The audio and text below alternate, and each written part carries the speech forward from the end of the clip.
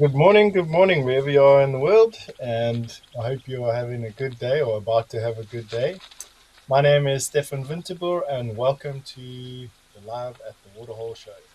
You got me for the next couple hours or 3 hours or so, and what we've done is we've opened up on a brilliant scene out of our Africam Aldonio cam up in Kenya with a small herd of fringe-eared oryx and joined by an even smaller herd of eland. The oryx are the ones in the foreground with the zebra striped faces and the straight horns, and the eland are the slightly bigger, more bovine looking antelope with a slightly corkscrewed horn. This is a live and interactive show, so I don't know what's going to happen today. I'm looking forward to the spectacle that's about to unfold for us, and it is also interactive. So you're welcome to send through your comments and your questions. Please do that. It would be great to hear from you wherever you are.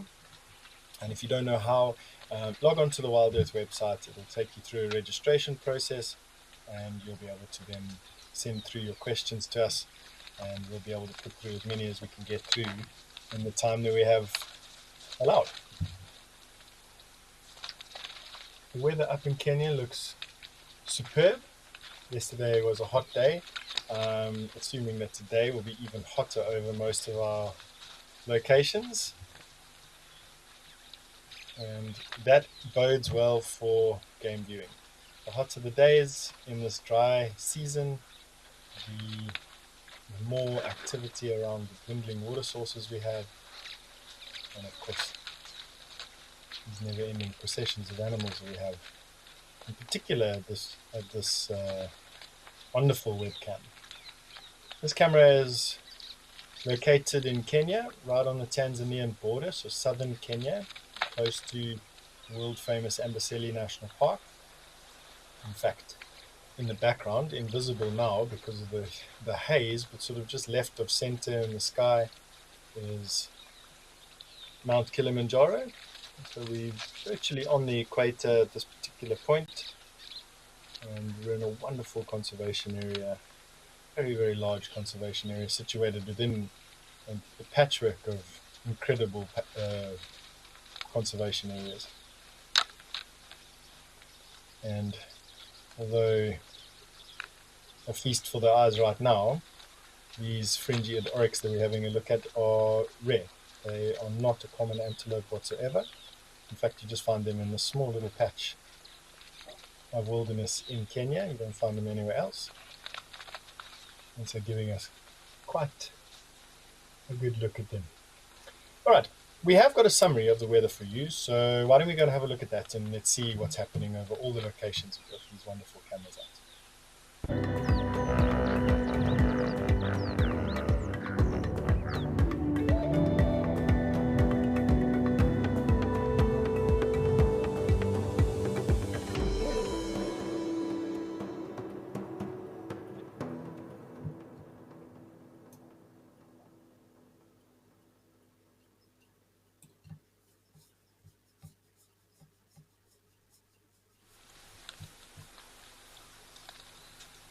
So you'll notice that we are in the sort of mid-20s up here close to the equator. In some areas we've even got some rain forecast for today, and then we have got very hot, over the 100, which is in the high 30s, close to 40 degrees here in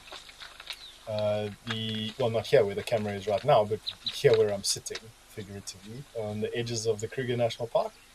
And so a nice range of temperatures across the board.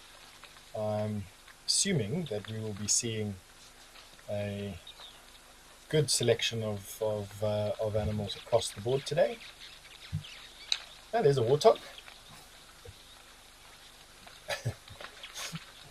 It's such a common thing. I come in here as if they own the place, have a drink, and then walk out again. That would be quite nice. Yeah, back to these fringe-eared oryx. There's not too many of them around, a couple of thousand actually, and they are characterized by that fringe of fur that you see at the point of their ears. And the other oryx don't have it. These are also more like a rusty brown color rather than grey. Anne-Marie, good morning, right back at you. So Anne-Marie, first on the bat today, sending through a comment. So and rightly so, Aldonio is straight up into the action. It's an incredible camera, actually, to be honest with you. It is very, very productive, and seems to sort of swing through a rotation of animals every sort of 20 to 25 minutes, which is actually quite nice. It gives a nice mix and feel. So although we're seeing the same species around the camera, notably elephant, eland, fringe-eared oryx, impala, sometimes baboons, sometimes warthog, and giraffe. We're not seeing much else. We're seeing them in such abundance as to sometimes confound the eye. And you can see now with this particular herd, I mean, look how many animals are around this waterhole. They've been chased away. The eland are very bold. They don't care who's drinking. I've seen them walk amongst the biggest elephants and come and stick their nose into the water. The oryx can be a little bit more timid, but I think when they got their numbers up, like now, they definitely don't really care. Nancy, good morning, right back at you. So good to hear from you. Yeah, welcome to the show. It is a good morning, actually. It's going to be blisteringly hot here where I'm sitting. It's going to be upwards of 40 today. They're predicting there's a slight breeze blowing, like ever so slight. But frankly, I'm quite enjoying the end of winter. I don't enjoy getting cold whatsoever. I'm definitely a desert creature. Very similar to both the eland and the oryx in this particular picture, and resistant to drought and heat hardship, thankfully. Anything below 16 degrees centigrade and I'll start to get pretty antisocial. So yeah, back to the well, we're looking at a bunch of eland rumps at the moment. They're the largest antelope that we find in Africa. These females are probably in and around the 600-pound mark. Very closely related to the greater kudu, for instance, or nyala that you see often at the Juma camera, or bushbuck that we might see at Tembi, with the thicker bush on the fringes of that pan. So these ones don't have the stripes on their side, but they do have a small stripe. Look, you can see the stripes on the one in the middle. And then if you have a look at their horn, it looks like it's just soft at the stage, and someone's just taken it and given it a bit of a twist. And that is a spiral, even though we might disagree as to exactly what a spiral is. We've got this very sort of bland spiral, definitely as opposed to a kudu's magnificent spiral. On that note, yesterday was a day for kudu. Gosh, we saw so many male kudus yesterday, all of them with magnificent sets of horns. I wonder what today. Well, today's already started off with this beautiful herd of oryx, one of the largest that we've actually seen recently, or I've seen recently. I don't know if my colleagues have been able to showcase others on other days, but definitely one of the larger ones that we've seen for sure. This female warthog, she still wants to come in and have a drink. She's not quite finished just yet.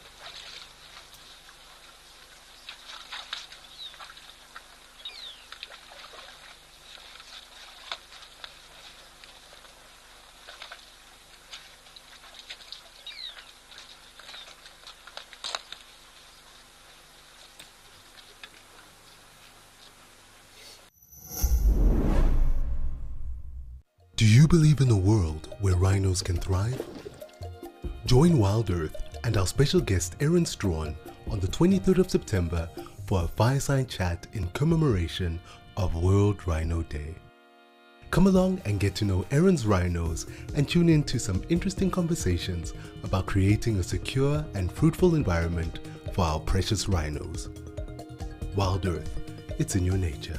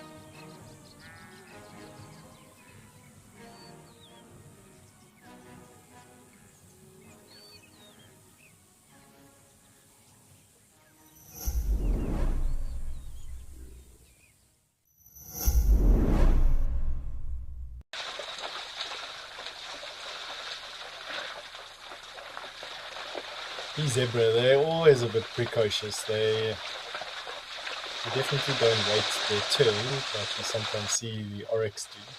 They come in, they drink, they have a bit of a kick and tussle, sorting out the internal politics that they have with one another. They have a bit to drink, mess up the water for everything else, sully it with mud, and then move off again back into the grasslands that they share with the eland. Summertime, when it's a bit greener, you'll find that eland will move off of the plains to the more rocky, hilly areas, whereas I found that zebra tend to stick to the better quality grasses that they find on the lower down slopes. Definitely one of the cleverer animals out here. I've noticed that over the years of watching zebra, they definitely are not stupid animals. They've got a profound sense of what they are and their environment.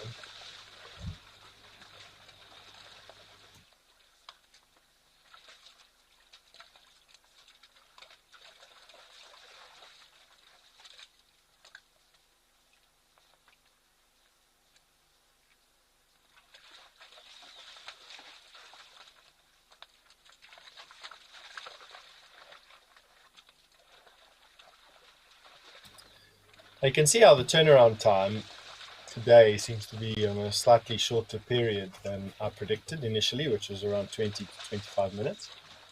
This has been a 15-minute turnaround, and we've gone from a large herd of oryx with some some eland and one single warthog to an abundance of zebra with some oryx in the background. So that's what I mean about turnaround. And we'll see this frequency stabilize over the next month or so. And then we'll see it dramatically change once the first rains arrive. And the first rains are predicted to arrive, I don't know, I always say on the 10th of October, just because, let's just put a line in the sand. But the first big rains will only really arrive sort of the end of November into December. And with the wettest time of the year being January through to sort of mid-March.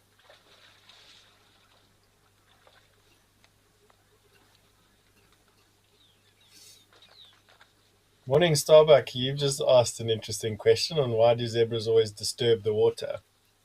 Gosh, Starbuck, it's a tough question to answer that. So, I mean, obviously, while we're answering it, we just had a giraffe meander in, and then without really worrying too much about anything, then down and have a drink.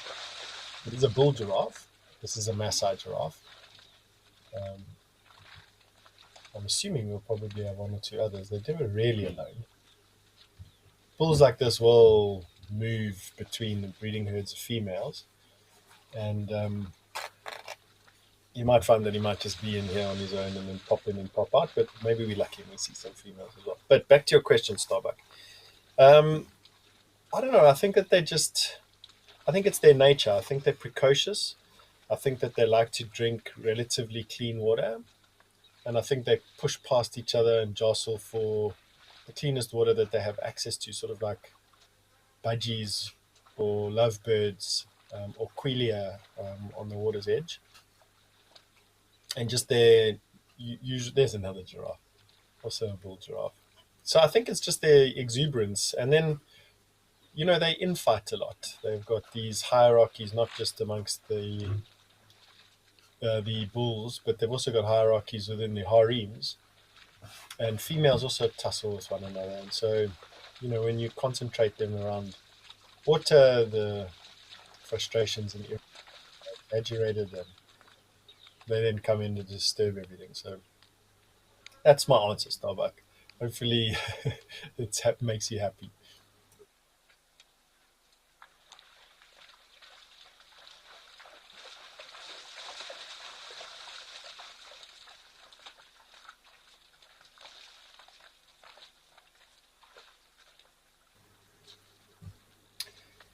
We go. You're saying dazzle, dazzle, dazzle? Yeah, 100%. It is a very apt description. It is a dazzle of zebra and a journey of giraffe, and they can be quite dazzling. That's that eland that just walked in there, sort of just on the right of center. It's a bull eland. So we haven't had any of those yet this morning. In fact, both of those are bull eland, and they are sort of characterized by having a bigger dewlap, which is that flap of skin on their neck, by being bigger in body, almost a third bigger than the females, by having thicker and more robust horns, and by having a fringe of reddish colored hair on their foreheads just in front of their horns. And I mean, the obvious protuberances on their bellies and between their back legs, notwithstanding, but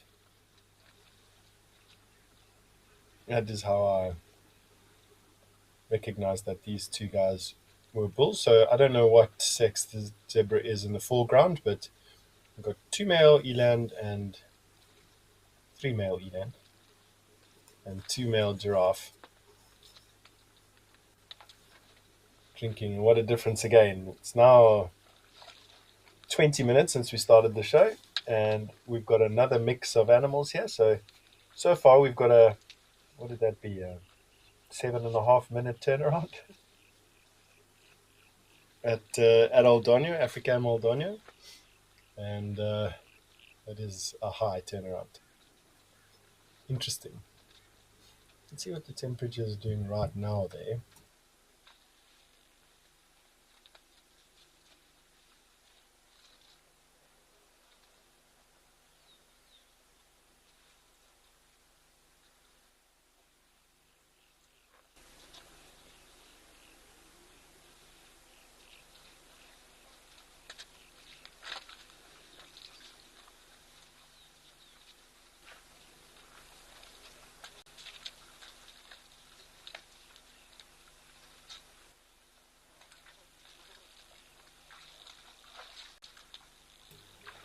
It's relatively chilly actually. It's only 18 degrees, which is in the sort of mid 60s.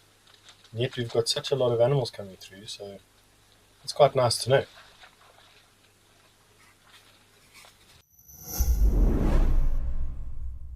Do you know what it takes to protect and empower rhinos? On the 22nd of September, WildEarth is hosting a fireside chat in celebration of World Rhino Day. A special guest from Rhino Revolution will join us as we pay tribute to these extraordinary creatures and talk all things rhino, from horn trimming to rewilding. Don't miss out on the fun. WildEarth, it's in your nature.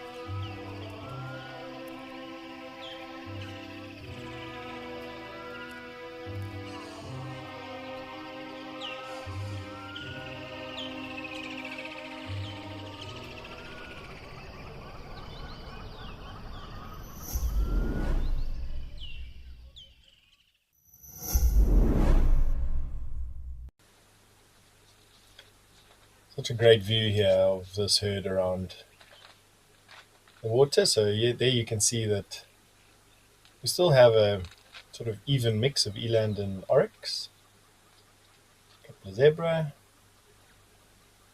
and a giraffe.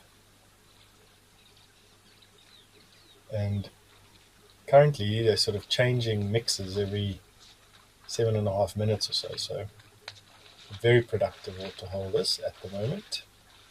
It's not very hot here. It's only the mid-60s, sort of just below 20 degrees. It's still early in the morning though. They're an hour in front of us, so it's 10:53. So I suppose not too bad. It's a cool day. And they'll get up to a max of about 25 degrees centigrade, which is pretty much an everyday thing out here in East Africa. Temperatures are very comfortable and very predictable.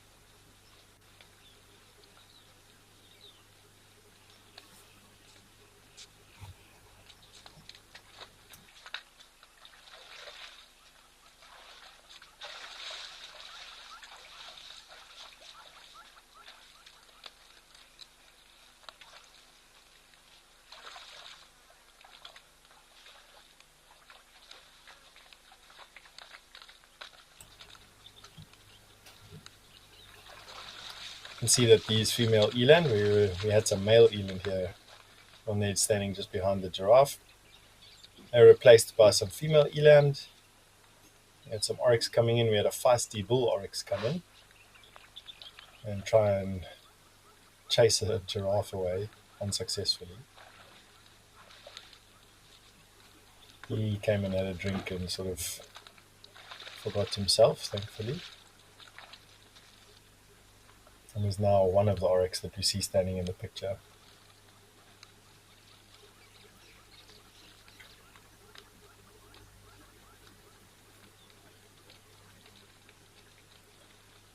All right, so we have a fair understanding of what the animals are doing here at Old Donya up in Kenya. But we have got a lot of other cameras all over the place. And so why don't we go and have a look at one of our other cameras and see what we've got there, and then we'll come back and let this one reset and see what's happening there.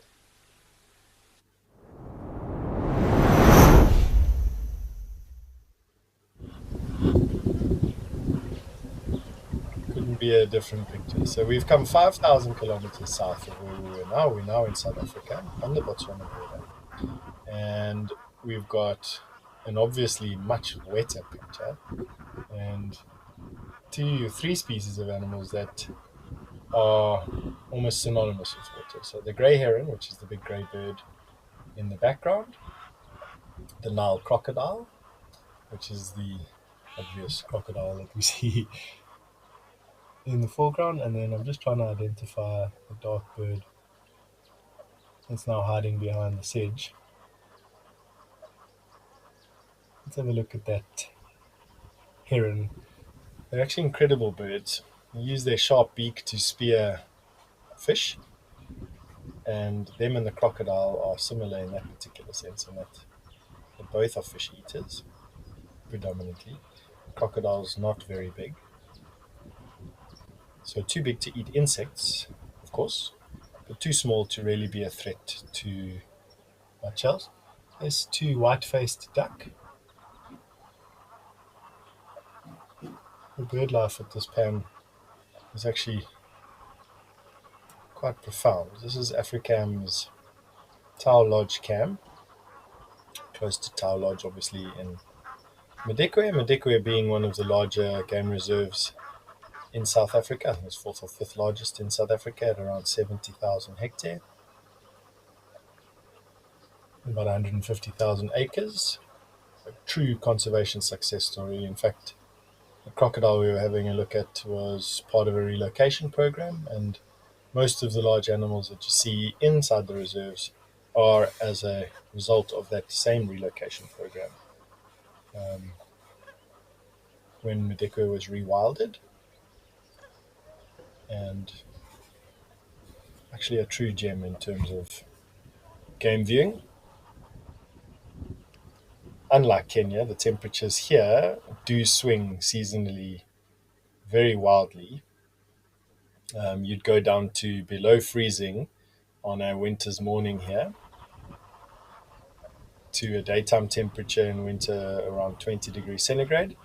And then in summertime, you'll have 25 at nighttime, right up to 50.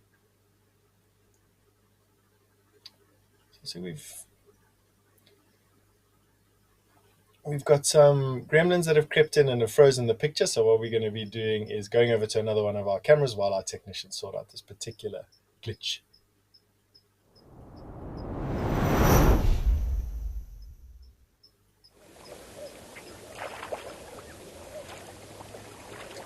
Just like that, we come a couple of 100 kilometers further south to another conservation success story. In fact, this is Campus Dam, also in South Africa, close to a town called Kimberley. And Campus Dam is a 500-hectare wetland and home to the only breeding site of lesser flamingo in South Africa. And flamingos are those pinkish white birds that you see sort of in the center of the screen. And what a great sight. Definitely a bit more windy today than it was yesterday. You can see that by the ripples on the dam surface, but that is not an unexpected occurrence out here in this part of the world. Clear day all over the place, which is quite nice so far.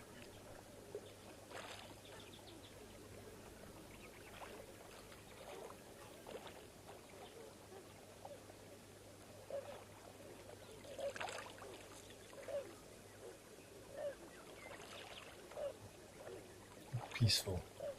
Definitely doesn't have that sort of frantic feel that we felt at Oldonia up in Kenya. It's nice to just sort of take in the serenity and be a bit.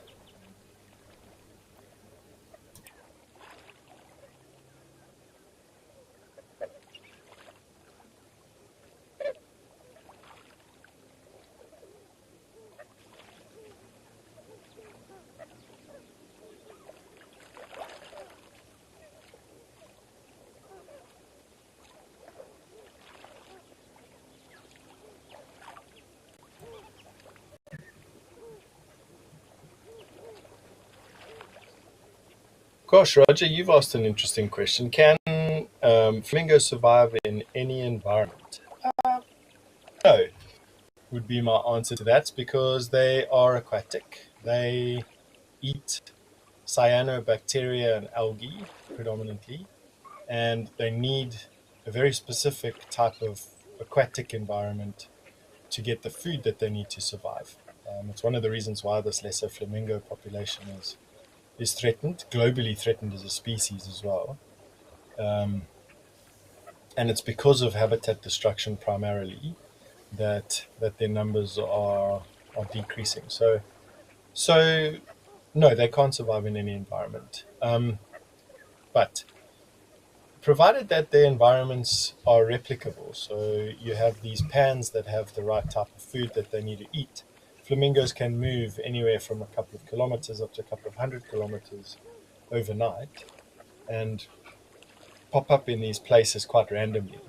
Um, and these flamingos definitely do that. They come and go. We don't have that many flamingos in this particular shot, but yesterday I read from a BirdLife South Africa report that in 2006, I think, they counted 81,000 lesser flamingos, which is the vast portion of the global population. And this is only one of 7 breeding sites in the world for this bird. So very, very important. You can see there in the distance, you can start seeing some infrastructure, man-made infrastructure. That's how close Kimberley is to this particular location. It's not a problem.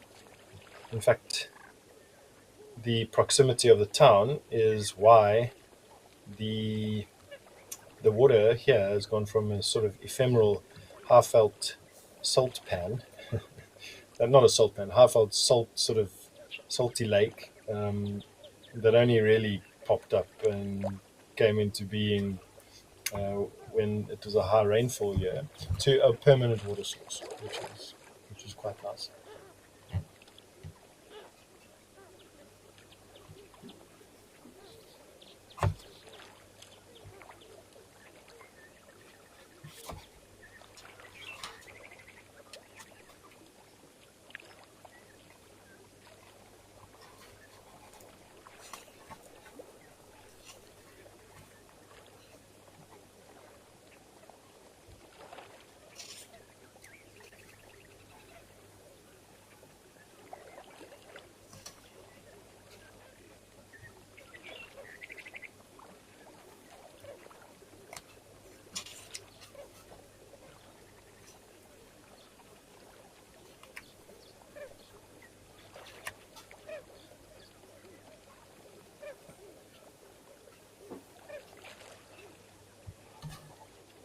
So you'll excuse us just for that slight freeze frame that we had a little bit earlier at Tau. We do bring you these pictures live from some of the most remote places that we have access to in the world.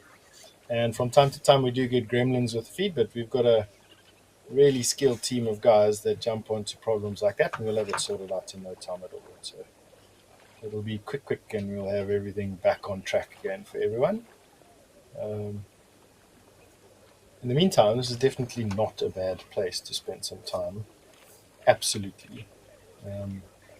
And particularly when you take into context the fact that these lesser flamingos only breed in this area and only because of human intervention.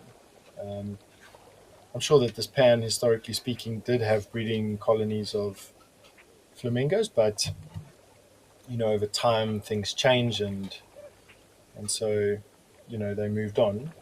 But with the runoff and with the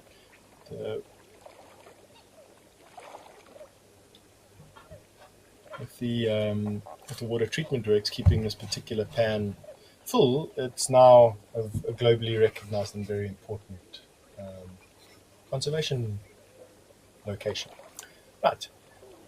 Why don't we go and have a look at one of our other cameras? I'm excited to see what's going on in other locations as well, and so we'll do a quick tour around, and we'll see if this changes, and we'll come back if there's any more action.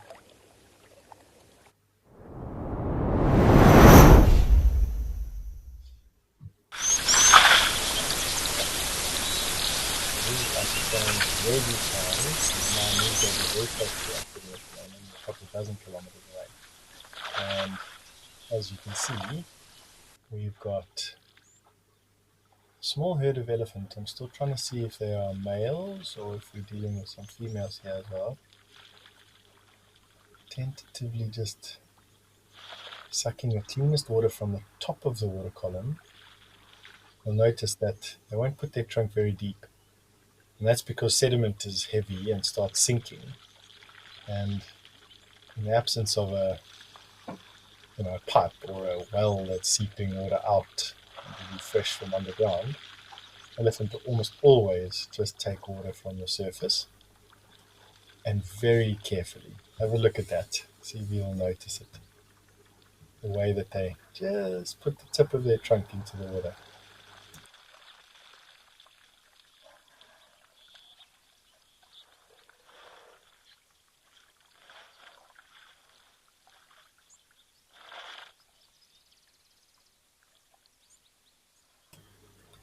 And of course now, because that's what I wanted to show you, they won't do it.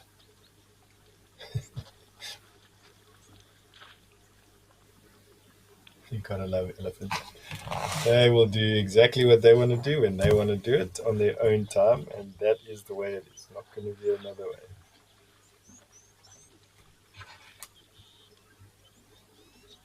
Classic.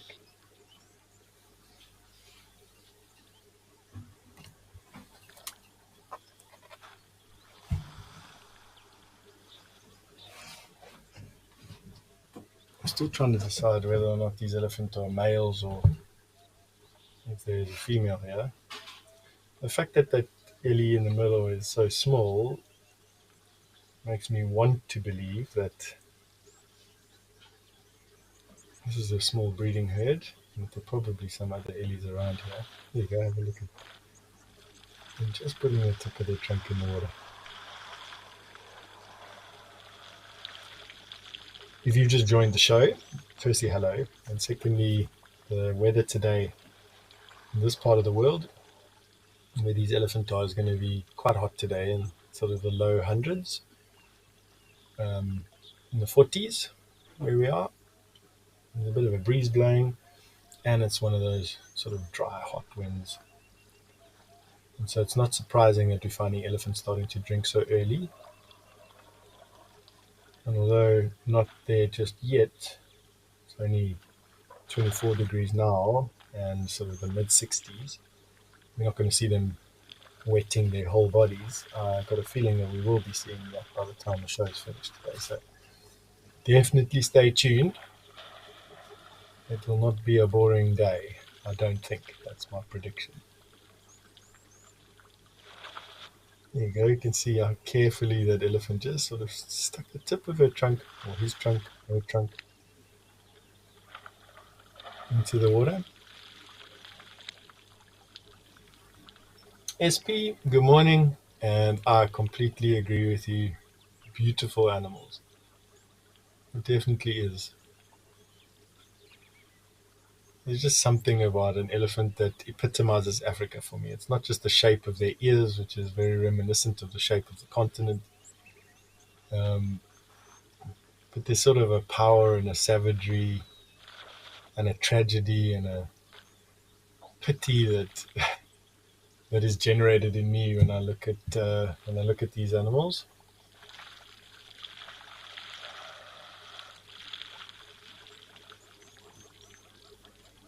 And they're so important to these environments. Elephant are keystone species. They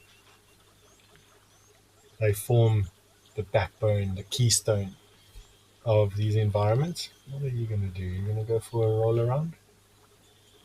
I'm specifically referencing that little one exiting the shot. No, he's decided he's had enough. This one's going to come close now to the camera. There's some more. Okay, so there's some more elephant coming in there. It's a young male. Okay, so we've got one positive ID on a male.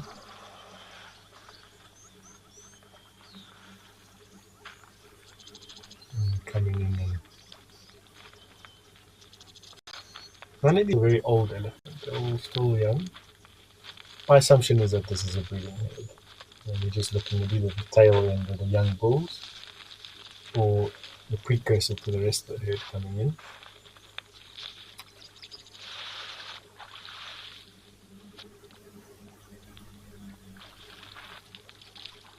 These two elephants that are standing sort of center stage at the moment look to be young males.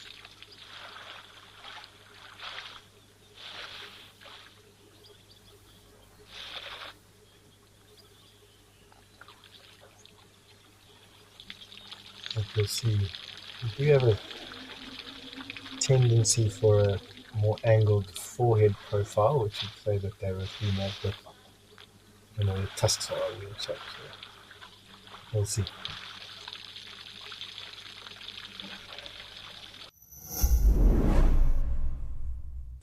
Get ready for your daily dose of African wildlife magic. Be enchanted by the intimate moments shared by the animals as they drink, play, and interact in their natural habitat.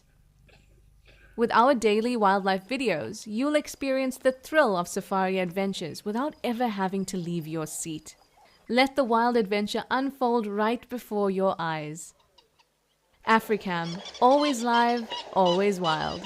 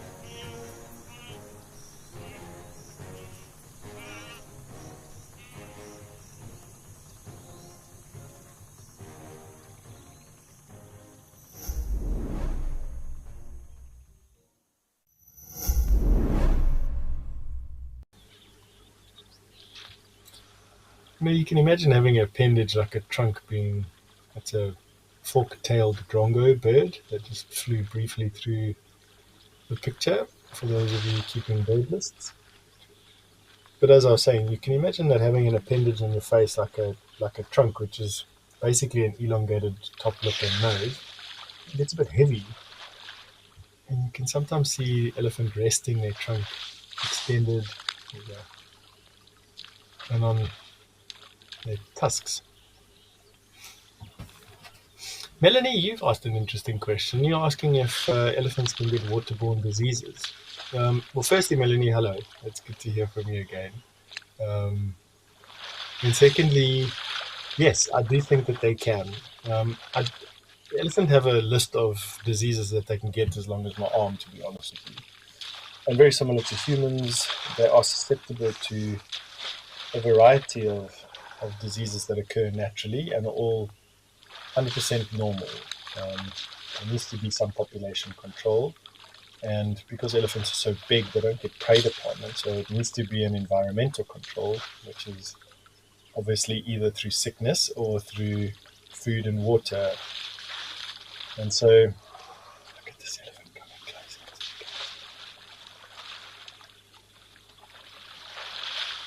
one cool thing about these cameras. You have such an intimate view. So these two, okay, let's deal with the elephant in the back. So he's holding a mud pot. He's waded into the center of the pan because the heavier mud would have been collected in the deeper parts of the pan. And what he's doing is he's picking that mud up,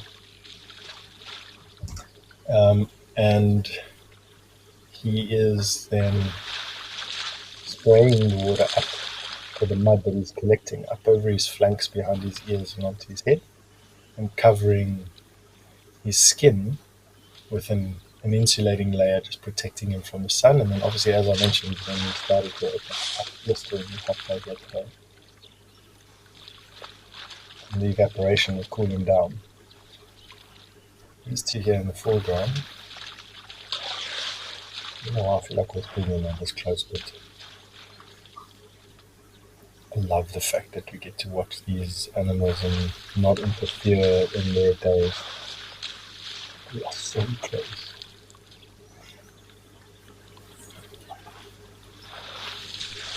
And we're playing absolutely no effect on them. You really can't get better.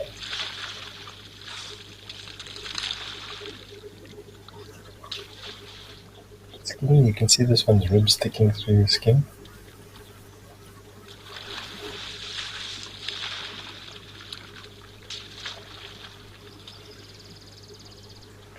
But the beauty of cameras that we have at the moment is that we've got so much selection, and it would be a shame not to flit around and have a look at what's happening at all the other cameras. So why don't we go and have a look at Old Donyo, where we've got a very, very dark giraffe that's walked into the screen. And before he disappears, let's go and have a look at him.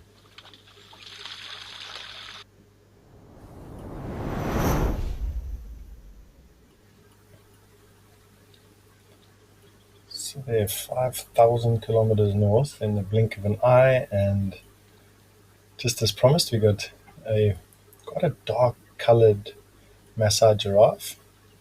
It's not atypical. You do find dark coloured giraffe and light coloured giraffe all the time. They're not necessarily a different species to one another, but it all depends on what your preference is. Some people enjoy brunettes and some people enjoy blondes, and there's no difference here. What is your preference? He is a magnificent bull, though. In his prime, you notice how big he seems.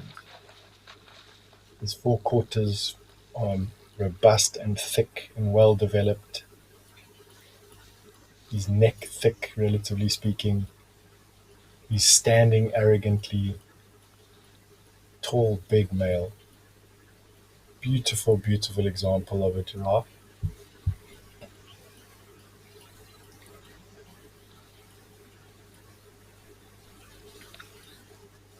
And then on top of that, he's got this nice dark coloration, as opposed to the tan coloration. It almost looks like a black and white giraffe rather than a colored giraffe like you have in the background. Like the camera somehow lost the ability to see color in the middle.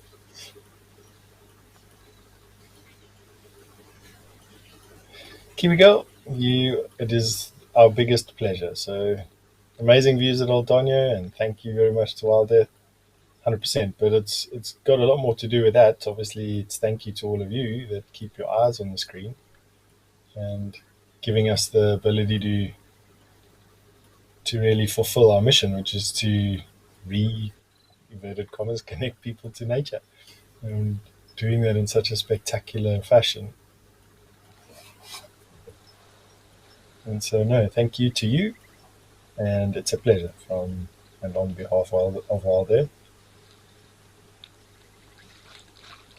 Gosh, this giraffe is a beautiful male. There's another one. You can see what a slightly subprime bull looks like. This is the young one on the right-hand side. He may one day grow up to be as magnificent as this boy, but right now you're not going to get a much prettier giraffe than that one. You can just see how big his face is. great condition.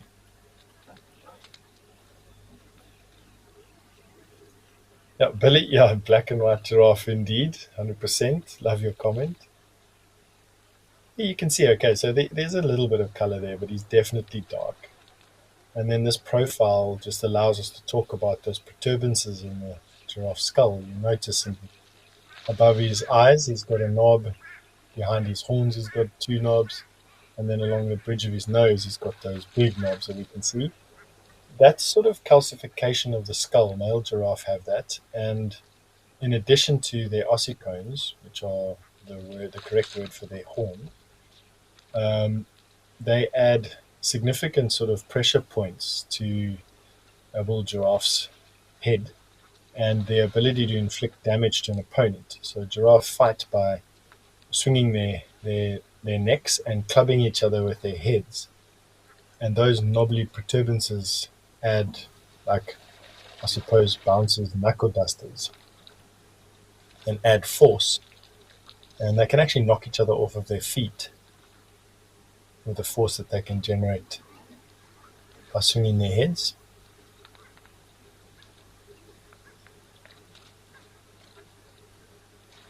Like I said, you're not going to find much better looking giraffe than that. That is what a prime giraffe bull looks like. And so, why are these giraffe together would be the next question that I'd like to answer. With him around, I would imagine that there is a female that he's in attendance with. I would almost imagine that one of those giraffe there in the background on his left-hand side is a female that is in estrus, and he's just in attendance with her.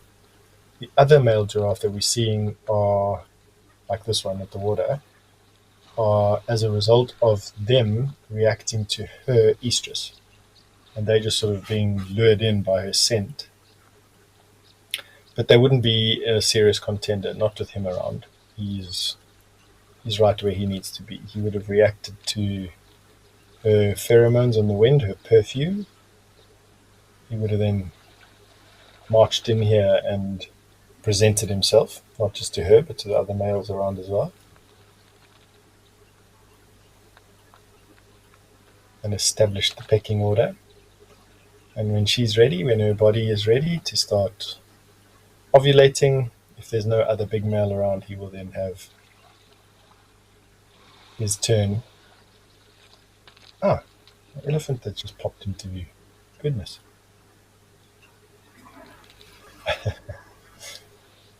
From one giant to another. The tallest animal on Earth to the largest animal on Earth. Land-based animal. Of course, I'm not speaking about whales, which get far bigger. I'm not speaking about living organisms, which include trees.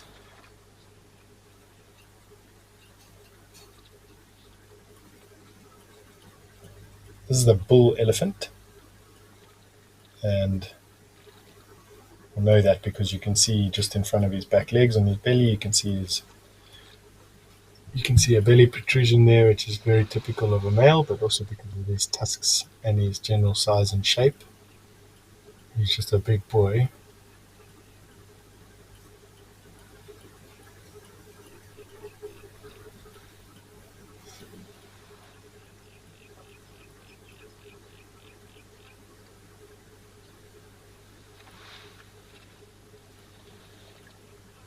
Really magnificent bull elephant.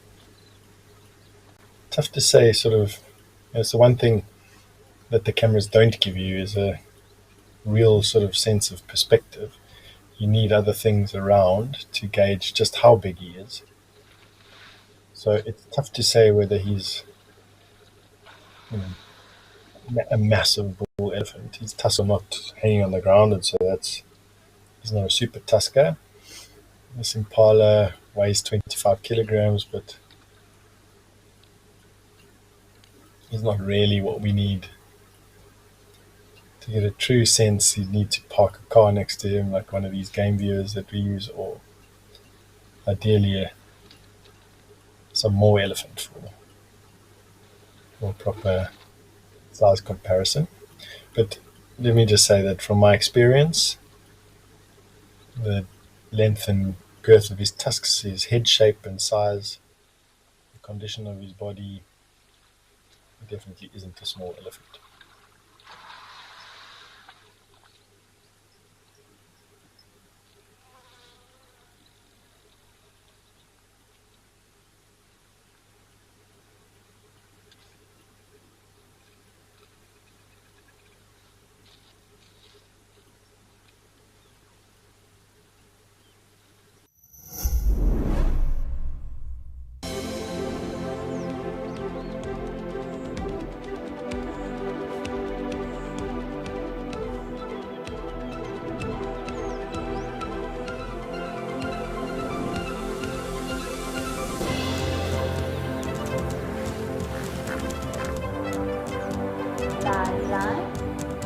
Those sounds just go straight through you.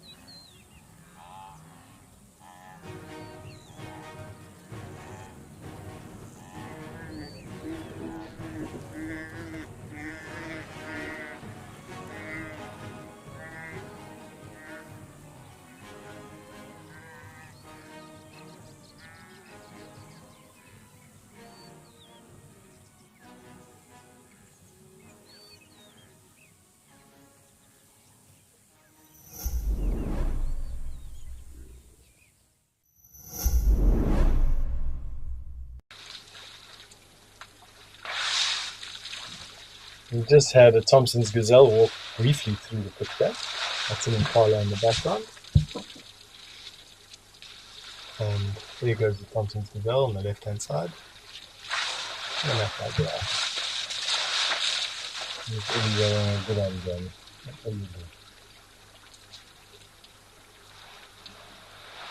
I'm a firm favourite of very symmetrically shaped, balanced tusks, and so for me, this elephant is beautiful. He looks good.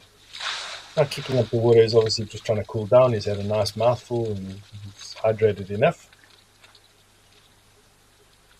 Quite feisty. I don't think he's in must, but it's not the only. His swollen temporal glands are definitely not the only sign. As secretion from his penile sheath, a dribble of urine would also be indicative. I don't see any of that. He's not holding his ears up above his shoulders, which is another mark.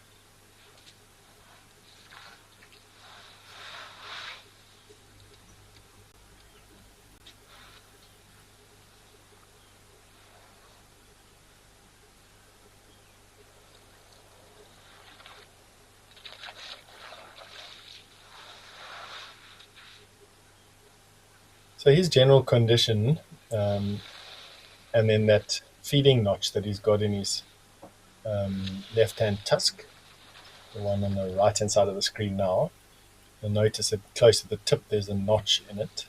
He would use that notch to help him to break grass off predominantly, but will also use it to strip leaves off of trees and things like that. So he's a elephant of they left or right bias, the same as what humans are. And he will be a left plus the ball.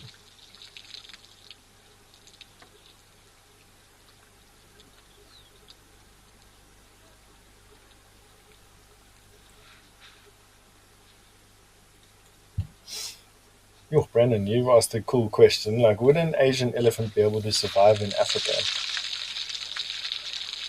I don't know. So why wouldn't it be able to survive? I suppose is also a question. So it wouldn't be able to survive if their diet couldn't be changed from what they eat predominantly in Asia to an African-based diet. So would you be able to take an Asian elephant in an airplane and just drop them off in Africa and think, good, here we go? I doubt that the survival rate would be very high. But if an Asian elephant had to walk to Africa, for instance, and had time to adapt to the different food that's around, then I think the survival rate will increase. Elephants do learn what to eat from their moms over a very long period spent, decades spent with their mothers, who in turn learned what to eat from their mothers and what to eat from their mothers. And so there is a certain learning curve. But grass is grass primarily, and elephants spend more than half the year with a very high grass diet. So, yeah, great question there, Brennan. I think if you had to just pick up an elephant in Asia, put them in an aeroplane and fly them over and drop them here and think that they'd survive, I don't think that would be. I think their survival rate would be quite low. But given the chance to adapt and somehow the ability to learn, then I do think that they would survive, so that their survival rate definitely increases.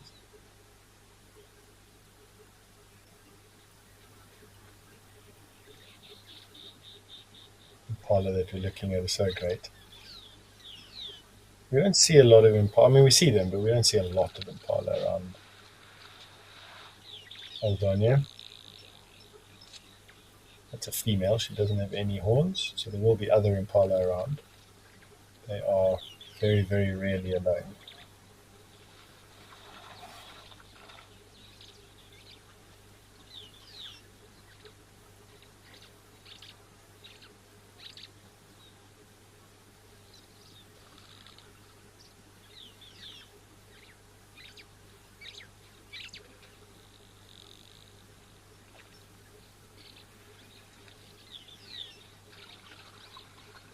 Interesting.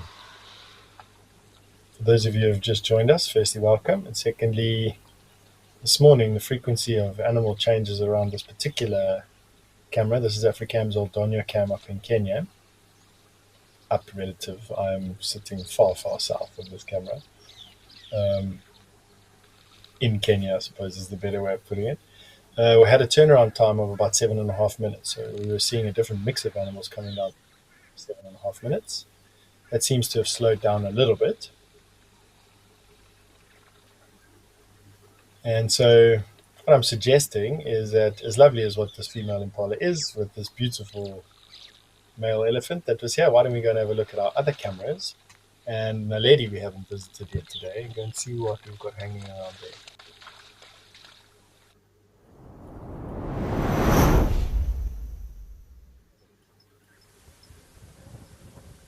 Aha. We've got some more impala. Definitely a breeding herd of impala around one of my favorite wells. This is Africam Naledi, and we're in the Greater Kruger National Park at this point. So we've come back into South Africa from Kenya, and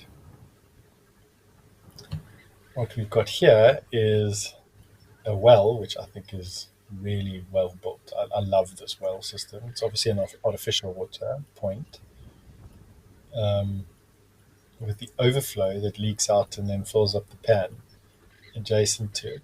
And you can see that the impala have no issue drinking from both.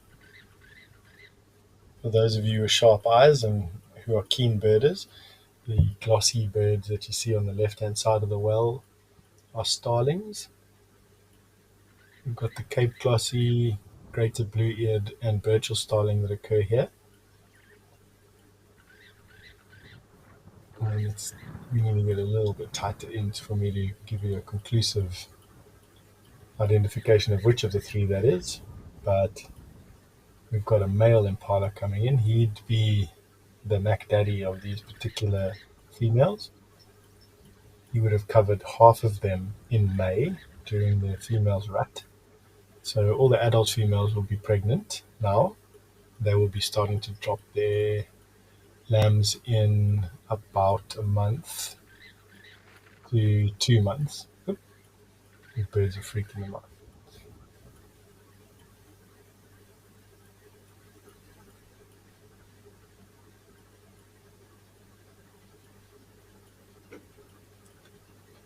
He needs to come and drink though.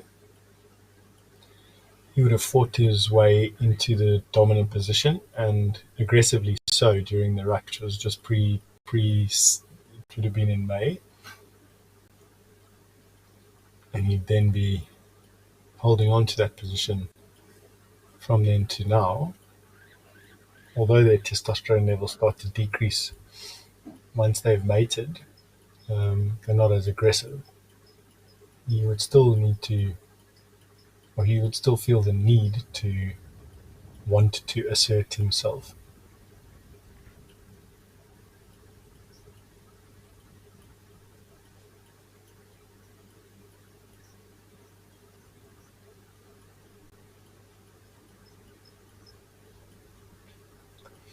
Felt okay. You want to know if pheromones from one species are able to be picked up across different species. For instance, would a leopard be able to pick up on an impala's pheromones or an elephant's pheromones? I'm going to say yes. I don't think that they would react to those pheromones. They're not keyed to them. So, for instance, a female giraffe coming into estrus wouldn't have a noticeable effect on a male impala, for instance. But I do think that they'd probably be able to pick up the scent on the wind. Um, Equally so, you'll notice that the black glands on the bottom of the back feet of this impala, they also have glands in it. And you notice that when the impala run through the bush and get a fright and jump, other impala, when they get to the point, instinctively jump, and they reckon that it's triggered by the scent that comes from that gland when an impala kicks off um, forcefully from the ground. But you won't see a lion, for instance, that's chasing the impala have the same reaction, even though a lion's got an incredible sense of smell and probably will smell that glandular secretion. It doesn't have the same effect. So I'm going to say yes, they'll probably be able to pick it up, but they won't react to it. Look at this guy. So arrogant. So let's see what he does there. He's rubbing a gland. It's called the preorbital gland on these bushes. Basically just saying, this is my bush. You are such a nerd. You know, we've got two boys. Yeah, we've got two boys. I have one of my own and my partner has one. And it's, they're 11 and 12 years old and just coming into these sort of pre-teens, and I'm noticing so many similarities between them and the animals I've been watching for years. Like this impala, it's so important that he needed to mark that bush as his. It's everyone's waterhole, but that's his bush. What a clown. What a boy.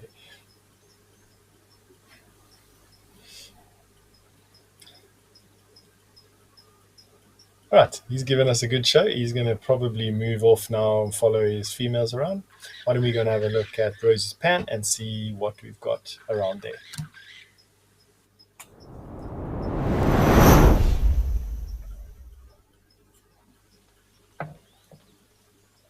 So we're not too far away from where we were now at Naledi, a couple of dozen kilometers north.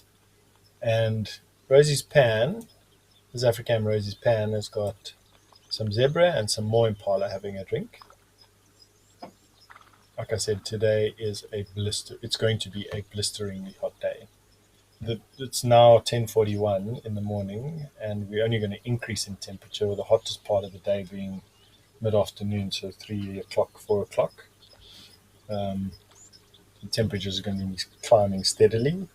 24 degrees now, and so the temperature will double by the time. Well, not quite double, but just less than double by 4.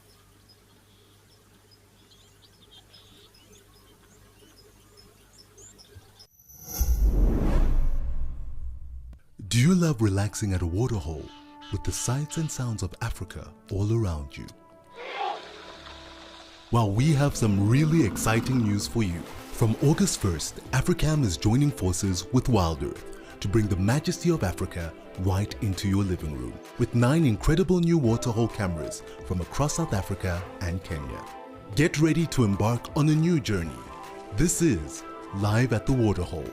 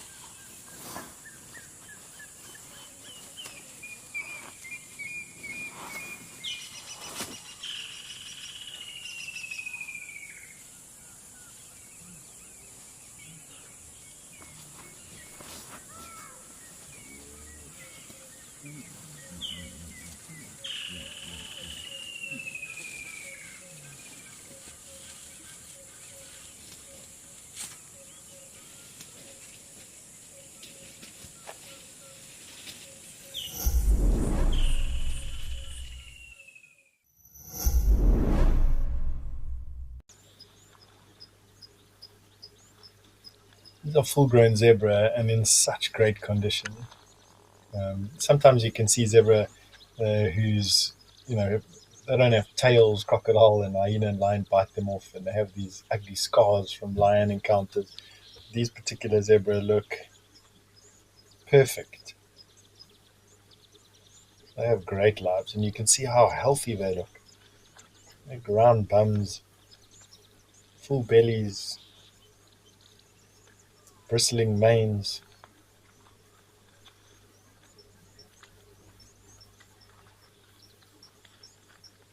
Really cool. What a great reflection that we've got in the water.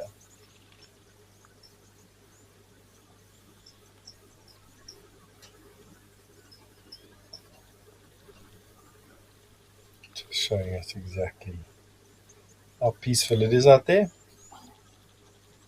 No lion or leopard in attendance around this pan. Yet.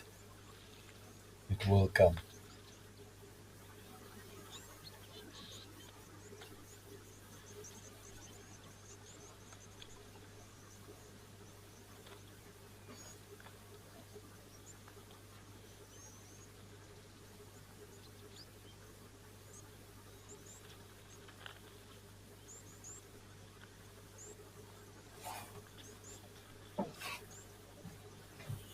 So both the impala and the zebra will be mainly diurnal, which means that they're mainly active during the daytime hours. It's not uncommon for them to move around at night time. Usually you find them on more open patches of land. Particularly impala and zebra love to move onto open expanses of grassland, usually short grass if they can, give them the best chance to avoid predators. Milo, you'd like to know if there's any places that of all of the zebra species. Milo, not as far as I know, outside of a zoo or a safari, where collections of animals, diversity are key. And usually these places don't occur in the country of origin of these animals. But you got the plain zebra, which is very common, stretching east to west in southern Africa, north to south, all the way from South Africa up into East Africa. And then you got the Grevy's zebra, which is in Kenya, and then you got the mountain zebra, which is in South Africa and into Namibia. So those two populations are thousands of kilometers apart, and so there'll be no overlap naturally amongst the three different zebra species. Um, However, you will find plain zebra and Hartmann zebra and plain zebra and Grevy zebra within similar locations, quite close to one another, if not in the same location. I've never visited a place where I've seen a mountain zebra and a plain zebra together, but I have been very close to. I've seen them in close proximity to one another, but not together. Um, and I've never seen a Grevy zebra, so even though I've spent a lot of time in Kenya, I haven't been lucky enough to see one yet.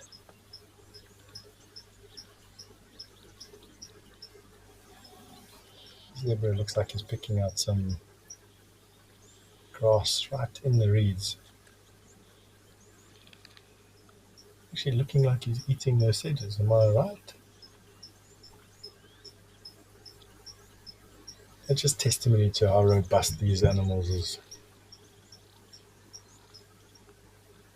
sort of feeding options are. That sedge is definitely not grass, and yet the zebra is just chomping away.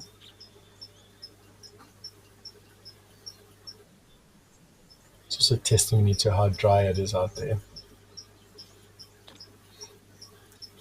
Sonia, you've made a comment, and firstly, thank you that this is a most rewarding job. It absolutely is, Sonia. I mean, I'm a born field guide. That's what I love doing more than anything else. And so, for me, at least anyway, being able to present my passion to you is what I was born to do. And so I take immense pleasure from doing this job.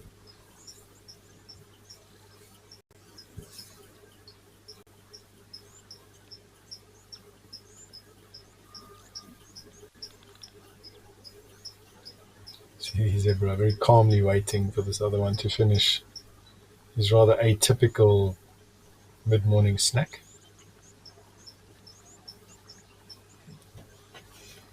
Right, so for those of you who are just joining us for the first time, the Live at the Waterhole show has a number of cameras all over southern and East Africa. And we've been flitting around from camera to camera, and a lot of our cameras have had some great action this morning. This particular one has had this zebra having a pretty atypical mid-morning snack, tea time. But we have also got some cameras we haven't visited yet today, Jamala being one of them. And so why don't we go over to Jamala and go and have a look at what's hanging around there.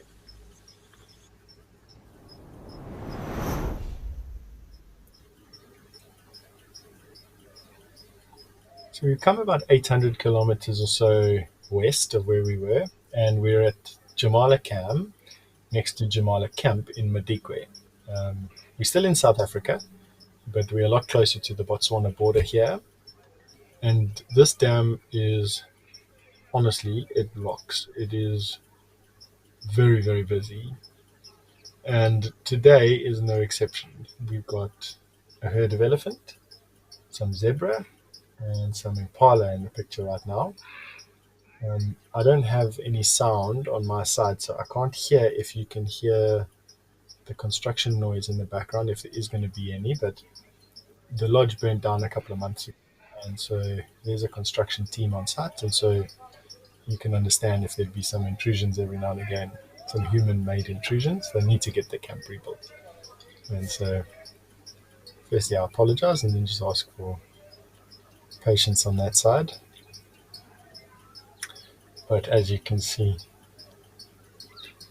the animals are reacting nothing to it, and so it's pretty cool. These elephants are probably going to have a bit of a mud bath here. What's this guy doing? He's nervous about something. Elephant only reverse like that when something is bothering them. A lot of elephants spread out all over the place.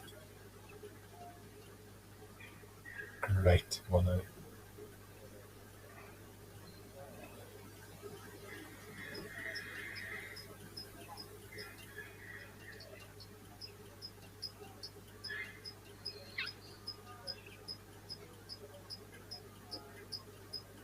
You can just see by the fibrous material lying in the foreground how many elephant love coming down here. It's even to a point where it seems like most of the covering here is elephant dung, actually. Madikwe having a very, very healthy population of elephant.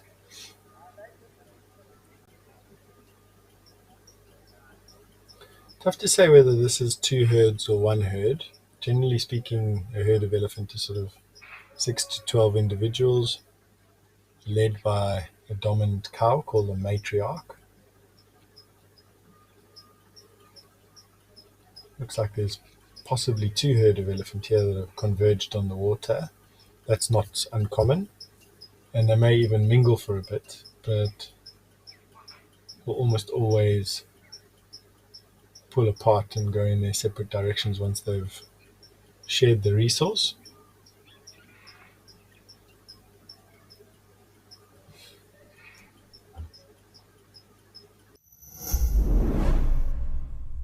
Chatting around a fire is an ancient practice that has connected humanity for centuries, and we want to keep it alive in our modern age. As an explorer, you'll have access to intimate gatherings with our naturalists, fascinating guests, and experts where we share knowledge, insights, and stories around a crackling fire. Rediscover the power of connection. Sign up to be an explorer today and experience the magic of WildEarth's Fireside Chats.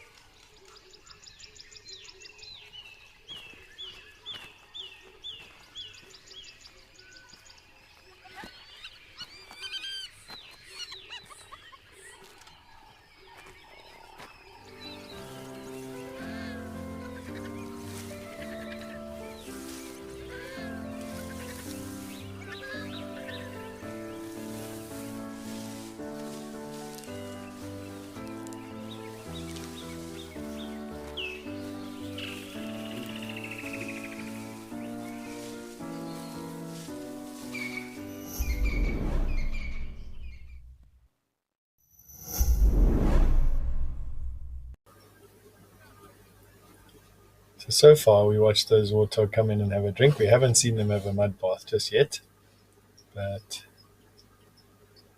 I got a feeling it's because where they were drinking it wasn't suitable mud. Let's keep an eye on what's happening here. They won't bath for very long. They quite timid actually around water, and that's because they get caught often by leopard and lion, and so would build up a healthy respect for the water's edge. And these impala are having a bit of an influence in whether or not they're going to plop down, but let's see.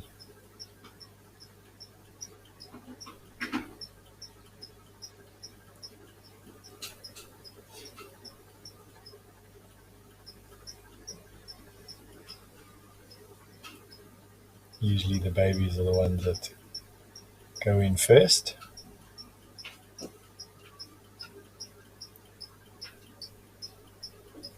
Oh, there's an elephant.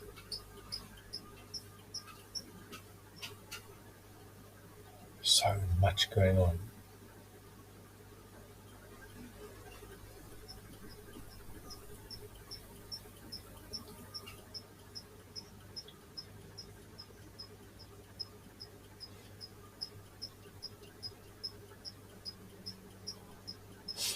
So there you got that female warthog. She's now gone down for her mud bath. You can see her plop down there. And she'll wiggle around there a little bit with her audience of elephant and impala. And you can see one side, other side.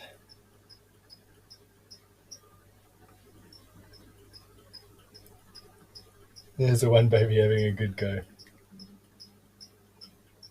Great shot, camera person. Well done. Yeah, the other one's gone down. Sometimes you find them like rolling over and getting properly covered. I don't think that they would do that. I think the audience that they have would stop that. I think the elephants are going to get them going. These babies are so cute. Getting his bum full of mud. Ew, ew, ew.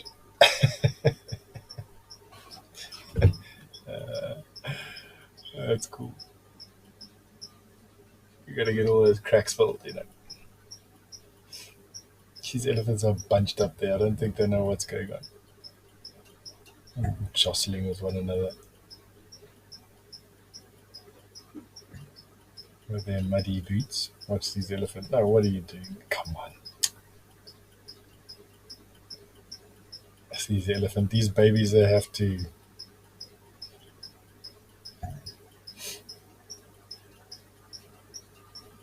Kelly, you're 100% right. It's always a lot of fun watching these guys playing in the mud. While these elephants have now successfully managed to chase these warthog out of their mud puddle. Bullies.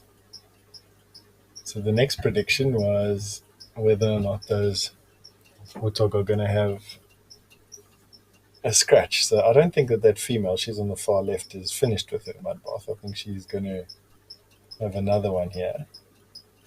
Let's keep a look at her and see what she does. It's a blisteringly hot day in South Africa today, and so I would understand if she decided to extend her swim a little bit. She's definitely not drinking. She's just got a. She's keeping her eye on the bully of a young elephant.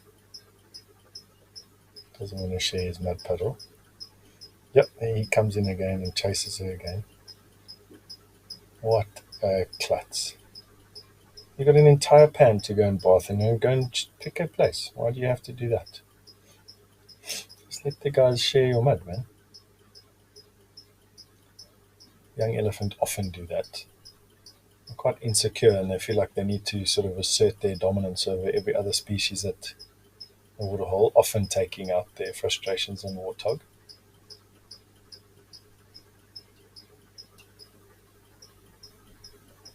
Come on, elephant. Get into your mud.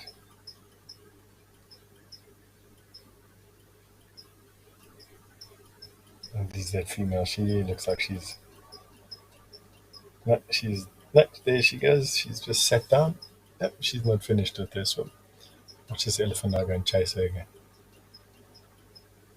A bully. Yeah, she's busy having a proper swim. That's cool. Oh, can you imagine not worrying about how dirty you get and just like on a hot day like this, just having a coating of mud that the breeze keeps cool? Watch that little warthog in the background. He's going to go and scratch himself on that stump. There he goes. Watch how he's getting his belly scratched. He's going to scratch his butt. Eek, eek, eek, eek. Uh, classic. Watch this one in the foreground here getting his butt so full of mud. It'll take more than a stick to get that out.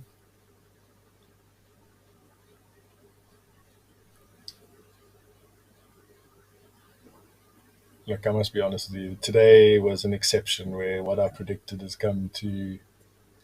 I said one scratch his belly there. Well, good scratch. Let's see where mom goes for her scratch. If she goes for one. And watch that little warthog. Yeah, she's decided to use the bank to give herself a scratch. Not going to use a stick today. There's that one at the back making use of his stump loofah.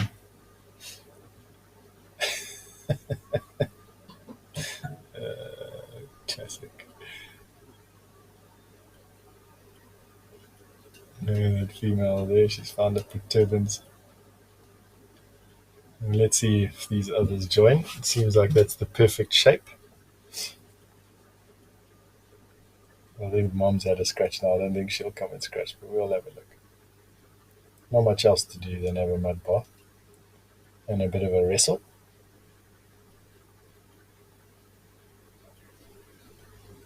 There's that one goes. Having a scratch.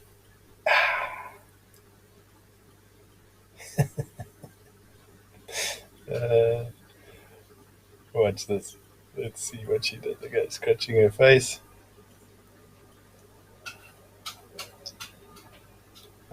Scratching her neck. Zebra, get out of the way.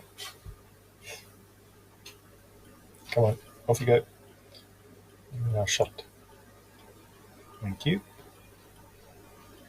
Pregnant zebra. Gosh, that one. Getting his butt like properly scratched. These warthog are such classics.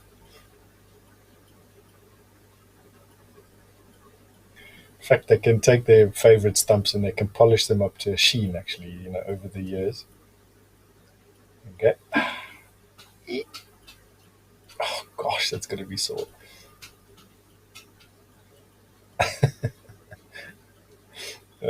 But so satisfying at the same time. The Ellie's coming through again. Goodness me, we've got a lot of choice today.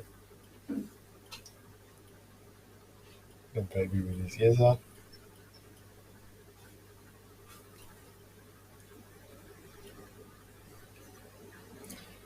Monday, 100%. It is amazing that all these animals are at the waterhole at once. Um, and that's because it's dry at this time of the year. There's not a lot of food around, water around. And so these animals are sort of congregating around the last food resources and then the last water resources in the area.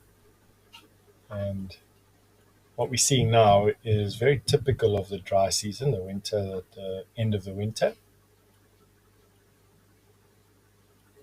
and will change absolutely as soon as the first rains come. So we're seeing a lot of different activity here, and it's you don't really know where to look. Actually, I mean, we were just following that small family of warthog through the legs of animals, basically, and there's so much else going on here. It's just really, really active.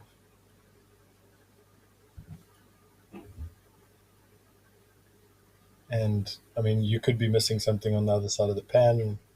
I don't know what these Ellies on the right are doing. You've got this youngster that's looking in the center of the screen, sort of looking like he wants to go for a bath. Here you've got a wildebeest that's waded into the water. Look at that young Ellie down on her ankles.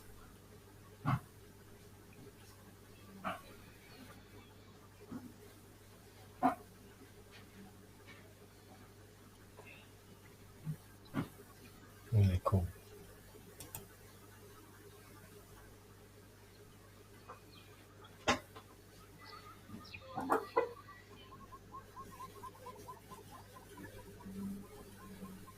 Usually they drink from an inlet, but I actually think that the water has been turned off today for whatever reason. Maybe the tanks are empty or something, and so these Ellies are drinking from all over the place today. Not going to be the best water, but we see them just like we noticed that. Regina, yeah, you are 100% right. They do need more water. The fact that there's surface water here um, is definitely a bonus. And there's a lot of water, relatively speaking, in Madekwe. So we've got Tau Lodge, which is not too far away from here.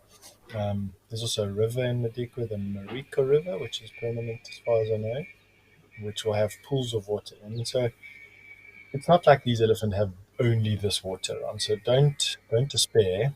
Um, it's just that this is the easiest water to get to with the least amount of energy expended. And although not perfect, it definitely is fulfilling its function. So we'll see how they just tap the top of the water to get cleanest water they can, stay hydrated, don't burn off too much energy. The name of the game is obviously just to survive until the first flush comes, and then obviously the rains will fill up all these ephemeral pans and wells, and then we won't actually see much around these waterholes at all.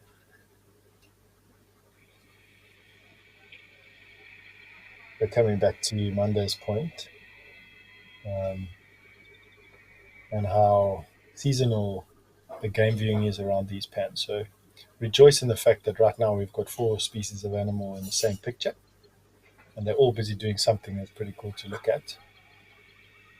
Come January, we're going to be celebrating maybe one species of animal not doing too much except hiding out in the shade.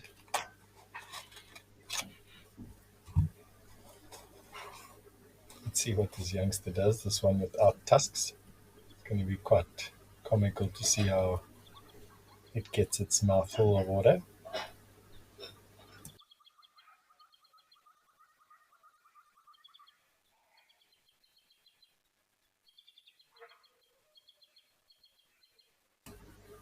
I'll give you some example about how dexterous and agile these elephants actually are.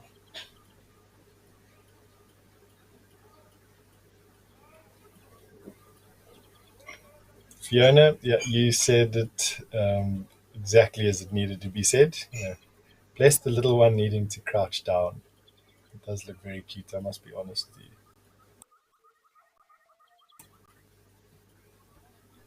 Very cute indeed. That's testimony to how agile these elephants are. I mean, I'm really not surprised anymore at where I find elephants. You find them on rocks on top of mountains. You find them standing in valleys which are virtually inaccessible, even to people that can climb. Like monkeys, or like me that can climb like a monkey, I should say.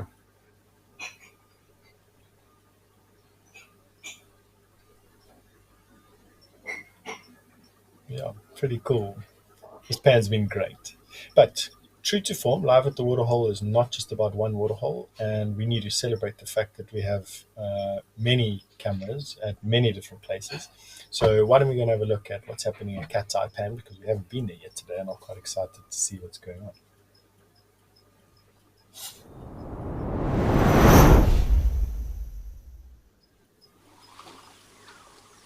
Aha.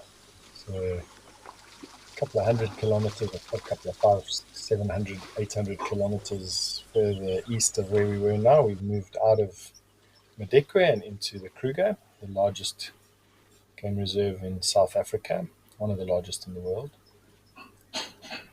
And this is an extended part. This is Afrikaans Katai Pan, which is in the Olifants River Game Reserve, Olifants West Game Reserve, I think. Attached to the Kruger and open to its ecosystem. And we've got some male elephant drinking here. So not a breeding herd like we were with at Jamala. These guys are males. And as you can see, they are definitely drinking from the well, or the trough actually, which is where the fresh water is pumped into. Are being true to form.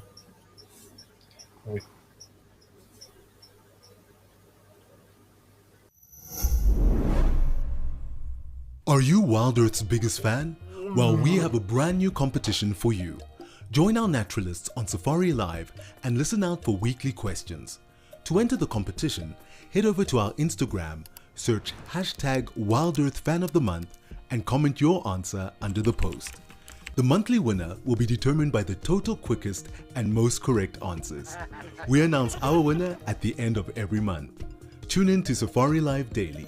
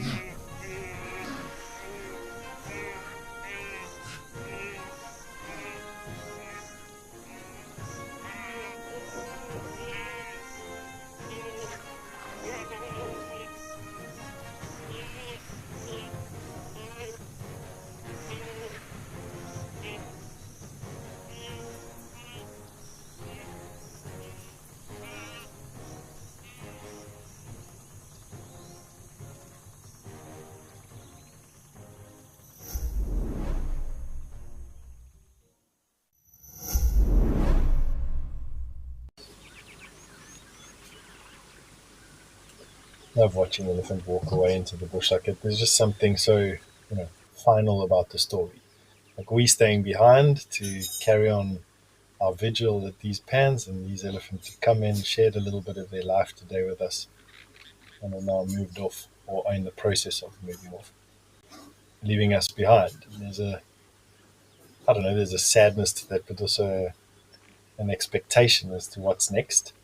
And talking about expectations, this is not the only camera that we have around. Why don't we hop on over back to Madikwe and Jamala and see what's going on around that busy pan?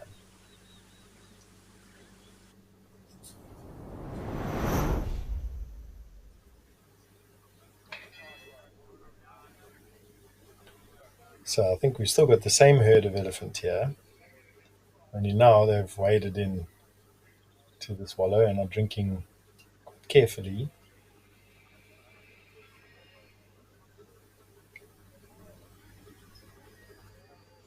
It's this one getting a bee in its bonnet. No, these big ones coming out to those females. He's like, no, you need to get out of my space. He's obviously got some other issue with that youngster. without chasing it away. And that's the role of these matriarchs. They will discipline any sized elephant, even full grown bulls, they'll discipline. When they feel like they've been wrong done by, you do not want to cross a full grown female elephant. They are deadly. Doesn't matter whether you're another elephant, a zebra, a warthog, or a human, they'll take you out. In fact, I remember a friend of mine, and two friends and I, were traveling through. He is upset to that anyway. Gosh, get out of here. So, two friends and I were on an extended trip in Botswana once, and we were up in the Okavango Delta. And I had grown up in a place where elephants were fairly calm and tolerant of people, very close to those elephants we were watching at Kata Pan now. Um, but elephant are not that. Elephant are very intolerant of people, and rightly so. People have been chasing them around and killing them for their teeth for centuries. And in some places, elephants are intolerant of people. In most places, and I needed a lesson in humility. And we came around a corner, and there was a breeding herd of elephant, and we just stopped the car and switched it off. But had it in a slightly wrong place, and this matriarch decided that we had overstepped a boundary and chased us at full speed through the bush for almost a kilometer. And when I mean that, we were in third or fourth gear in a Land Rover, crashing through the bush on this bush path with this elephant right on our tails.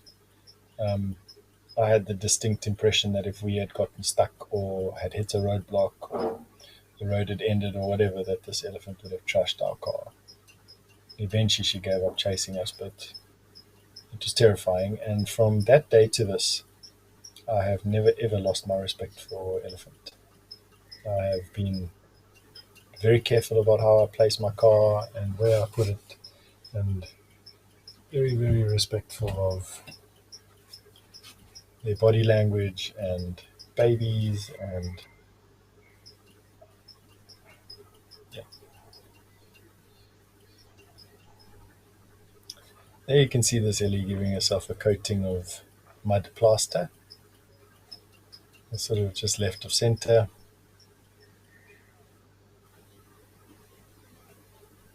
And they're very similar to the warthogs we were viewing earlier. You can see these Ellies in the background. They are having a good scratch on that exposed log. You can almost see how rounded that root is. A root or a branch, I'm not sure. Branch probably.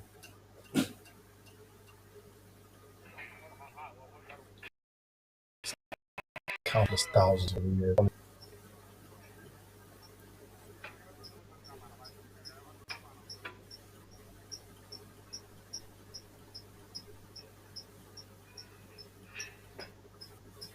always wonder sort of why elephants do or don't take baths. Often you see them, look at that one in the background having a belly scratch.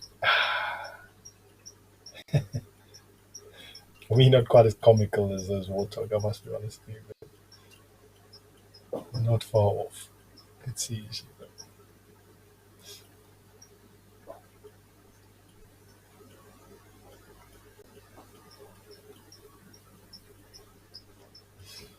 So let's see what this Ellie's going to be doing now, but let's give her some chance to kick up some mud. In the meantime, we've got a camera that we very infrequently go and visit on the Olifants River, and I definitely haven't seen it. And so I want to go and have a look at what's happening over there. So let's quickly go over there, and we can always come back to Jamala in a bit.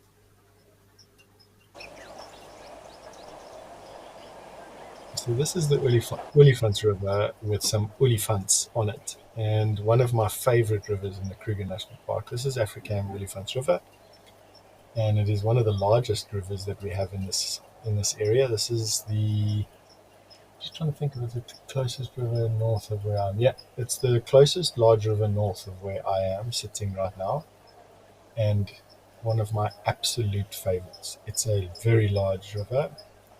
You can see how this riverbed is dwarfing this herd of elephant. and contains some giant trees evidenced in the background there by what looks to be a phenomenally big either jackalberry or Acacia robusta or Vitilia robusta. It's difficult to say from this angle, or even a leadwood. Tough to say, but this river floods periodically and will fill bank to bank. Lenny, would I rather deal with an upset male elephant or a female one? Gosh, a male. Look, let me qualify that by saying that male and female elephant are equally as deadly and are probably responsible for an equal amount of human deaths. But I do find that male elephant are slightly more tolerant of people than female elephant in places. That's my experience. I've done a lot of guiding on this particular river and areas around it, and herds of elephant do pose a significantly higher risk than what male elephant do. And so there's my answer to you, Lenny. But that's just me and my experience. Other people will have different. Other field guides will have different experiences with elephant.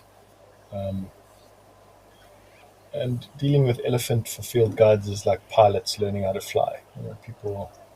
You get to a point where you get overconfident, and then Mother Nature puts you in your place, quite scarily so. And every field guide has their moment with an elephant, and after which are changed forever. And I had my moment with a male elephant, even though the story I just told a little bit earlier was with a female elephant.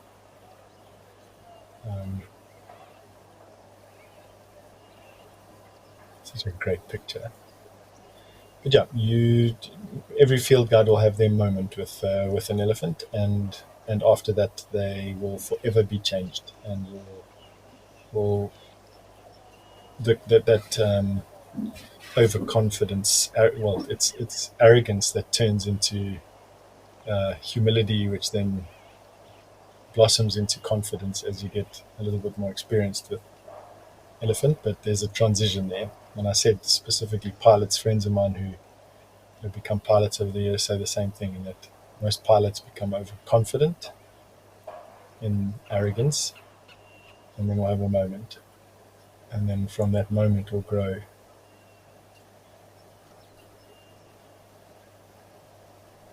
can see just how truly big this particular riverbed is. I love it.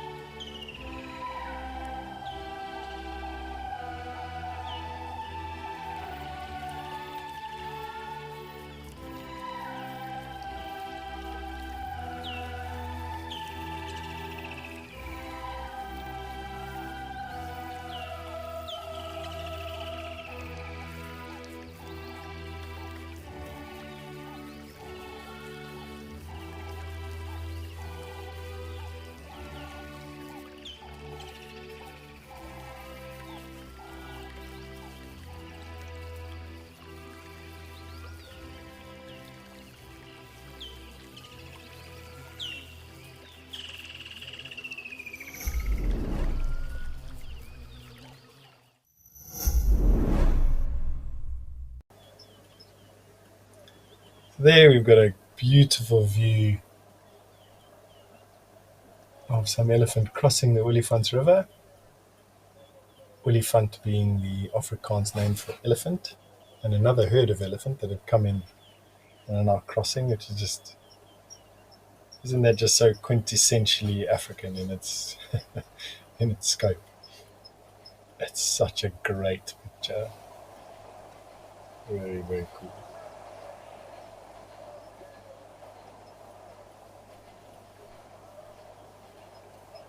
That's one of my favorite pictures of the whole day, actually. Tell a story.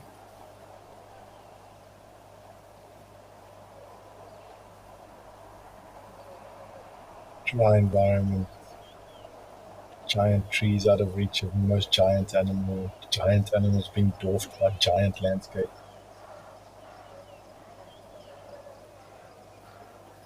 And then a picture book picture.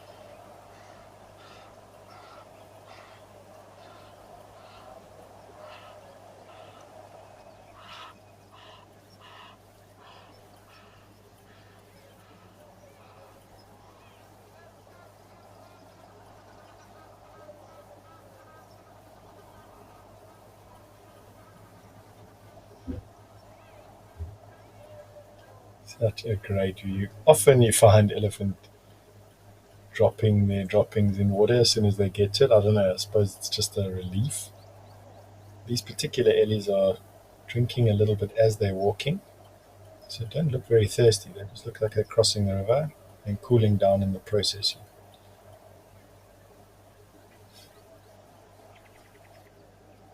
Jake, you just said exactly what I have in mind. It's one of the prettiest cam locations. I completely and totally agree with you. This Africam, Olifants River Cam, is a spectacular spot. Because the vistas are so big and the scale is so big, even though these cameras have incredible zooming capacity, the environment's still busy dwarfing it. But what a great shot, and definitely be a camera that we need to keep our eye on, specifically going into in this next couple of months. You'll notice a slight vibration on the camera, and that's just because we've zoomed in tremendously to try and get you a closer view of these lilies. And of course, at full zoom, the um, wind, and even though it's a slight breeze every now and again, has an effect. But there's stable and a great shot. Goodness me, we're blessed to have these cameras. You can see that lily on the right busy kicking at some mud.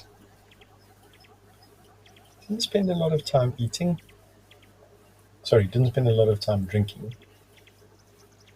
So, food being the obvious motivator to cross the river today, and in the process cooling down a little bit. Now the matriarch is leading the herd up and out of there.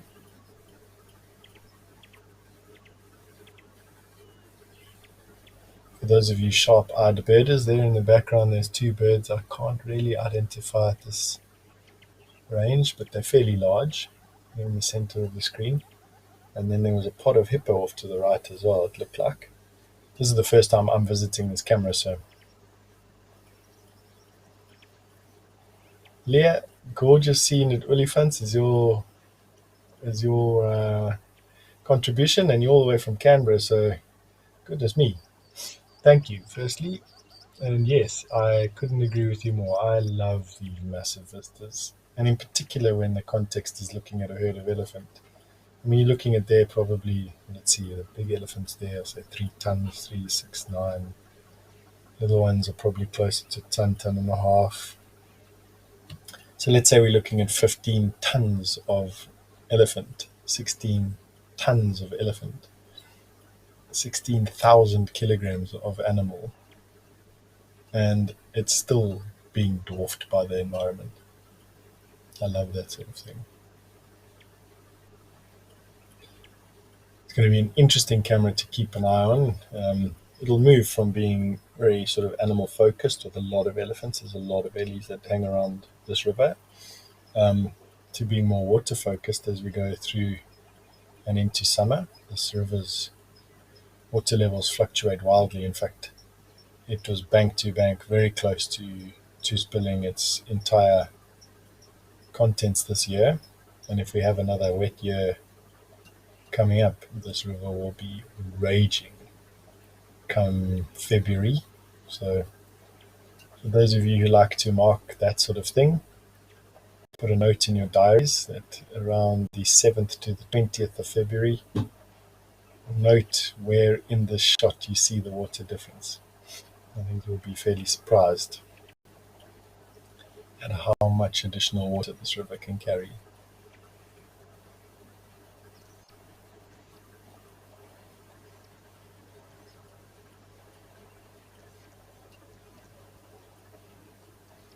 Right, and since we are in the season where we are celebrating elephant, and not just elephant, but also celebrating the variety of different camera locations we have, why don't we go and have a look at Nkoro?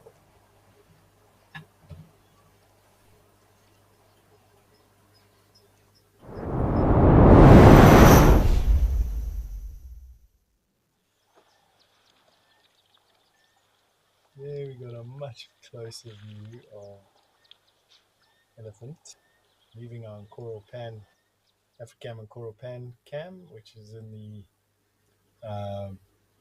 Sabi Sand, which is also in the Greater Kruger National Park, but you just see much closer to the Sabi River than we are to the Olifants River. The Sabi River being the next biggest river system south of the Olifants. So we've come a good few kilometers, probably close on 100 kilometers, maybe even 150 kilometers south of where we were. And the further south we go in the Kruger National Park, the more densely wooded we start getting. And there's not those rolling hills, those rolling rocky hills that we find around the Olifants. These are more gently rolling hills, much more bushy. And as we predicted, elephants, elephants everywhere.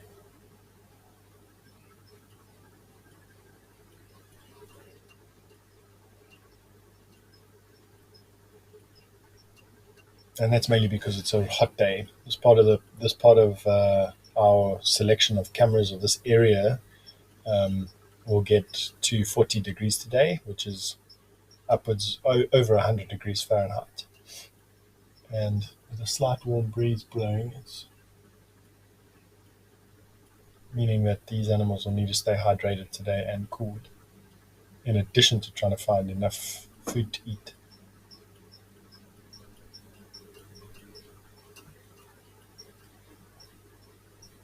And you're watching that ellie just sort of kick at some grass tufts.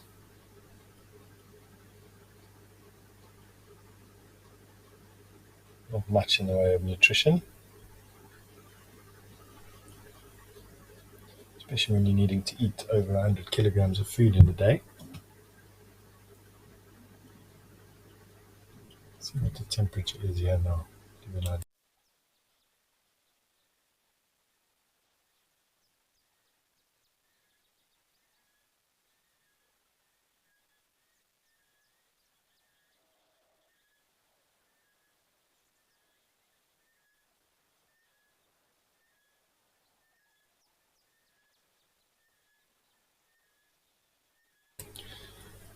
So 30 degrees centigrade already, so we're about 10 degrees off of where our maximum will be today.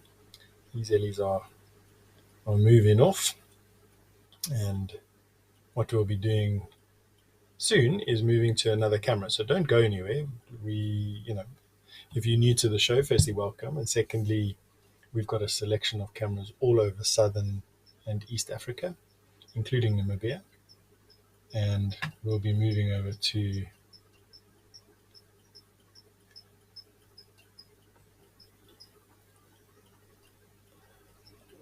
Well, one of the cameras we haven't had a look at in a few days now, or at least anyway for me, has been Okakoyo. So let's celebrate the fact that we can move east to west across the entire continent of Africa, Southern Africa, and go and have a look at our camera in Namibia.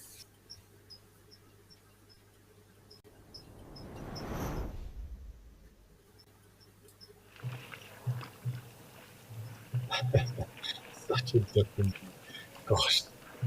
So to give you an example, we've crossed the continent. We've gone from the eastern side of South Africa, across South Africa, up a country into Namibia, and right up to the northern part of Namibia. To give an example, I drove once from where we were now at the Greater Kruger National Park to Etosha. It took me 4 days of driving non-stop. So to give you the idea of the scale of the distances that we've covered. And here we are in the Etosha National Park in Namibia, home to one of the largest salt pans on Earth, easily visible from space. The actual salt pan lies off to the right-hand side of the screen, a couple of kilometers. This particular pan is at a camp called Okakoyo, one of the more popular of the very few camps that there are in this massive wilderness area. And what we're seeing here is very typical of another dry season scene. And what we're seeing here is colors of animals that we wouldn't normally see. The elephant take on the color of the sand that is prevalent in an area, and the Etosha are known for their white elephant. And you can see that these elephants are no different. And how they get white is on the edge of the salt pan itself are natural springs, and these springs have water inside of them which gets churned up by all the animal activity and then start to dissolve the calcrete, which is that whitish rock that you see lying all over the place. And then the ellies come and have a mud bath to cool down because this is a desert and blisteringly hot. In fact, I have a photograph of me standing, I think it's at 11 or 1 o'clock in the afternoon on the salt pan, and the temperature is 49 degrees centigrade in the end of September, beginning of October, a couple of years ago. And around the pan today, we've got some springbuck, so we haven't seen them today at all yet. So these are these little antelope that you see in the foreground. For those of you who've been with us since the beginning of the show, very, very briefly, we had a sight of a Thompson's gazelle at Old Donyo, the closest sort of relative to the springbuck that we have. The springbuck, though, are almost exclusively sort of Southern African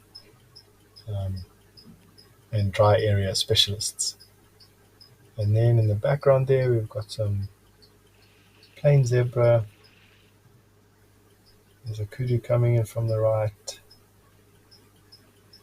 And we'll have a oryx species that you wouldn't have seen. The fringed oryx at Old Donyo is a very specific species of oryx that just occurs there. Here you have the more common oryx.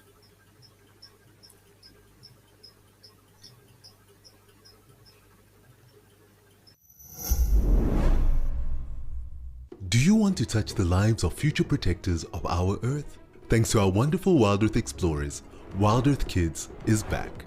Sign your class up for WildEarth schools and enjoy a special virtual field trip to Africa with interactive learning tailored for kids. Very warm welcome to the kids from WildEarth Primary School. We'll be dedicating the first hour of Sunset Safaris every Wednesday to our planet's future defenders. WildEarth, it's in your nature.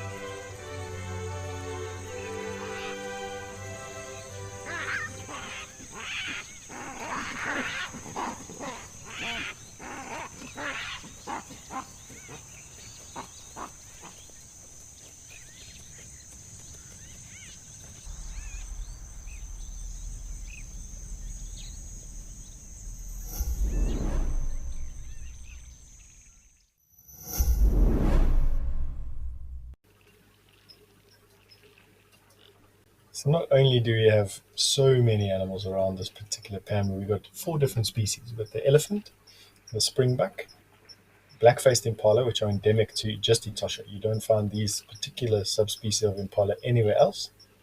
Zebra and oryx, all in the same shot, and then we're not even including birds.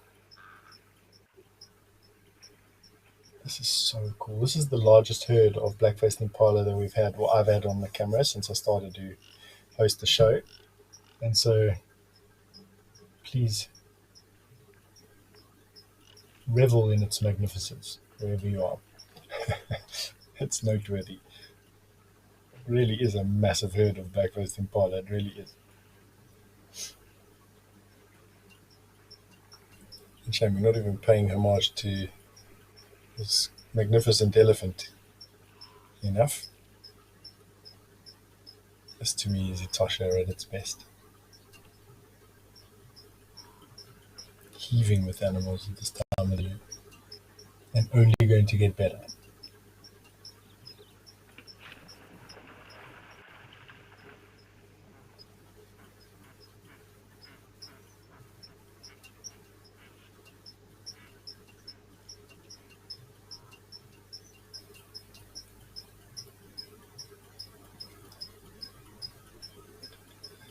So it's not a common impala are not commonly found in these desert areas. In fact, this black-faced impala is probably the most drought-resistant impala subspecies that I know of, with the oryx and the springbuck being very hardy and heat tolerant.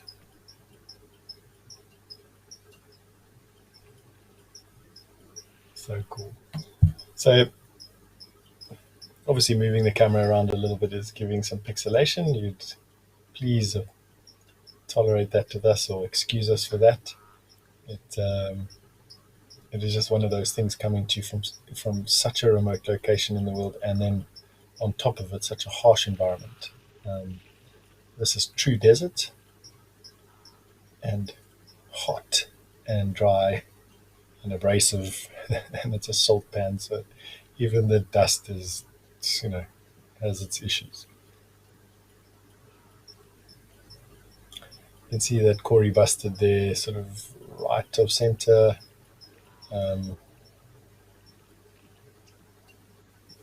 Making his way out of the shot, and these black-faced impala coming back to the water for a drink.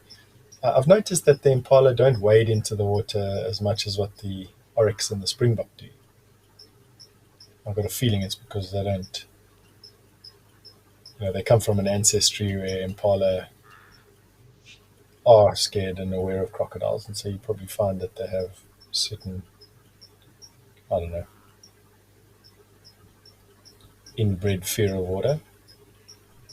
Whereas the oryx and the springbuck, this is like, it's amazing to see so much open water. I mean, you might as well go and swim in it. What could possibly go wrong?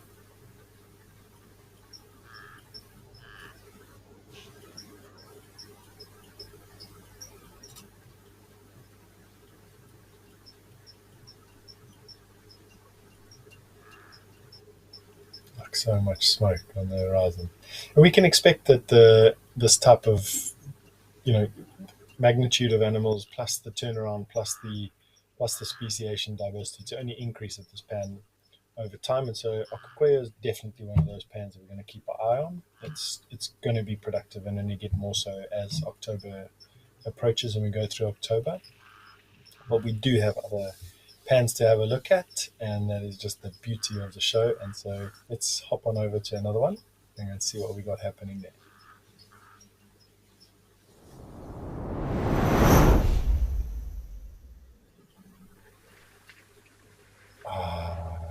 Cool. So now we've come back into South Africa and all the way to the eastern side in the Kruger, Greater Kruger, back at African Naledi Pan, which is one of my favorites because of the well that has been made. And we are looking at a small bachelor herd of male elephant having a drink. And the reason why I like this well is because, oh, look at this.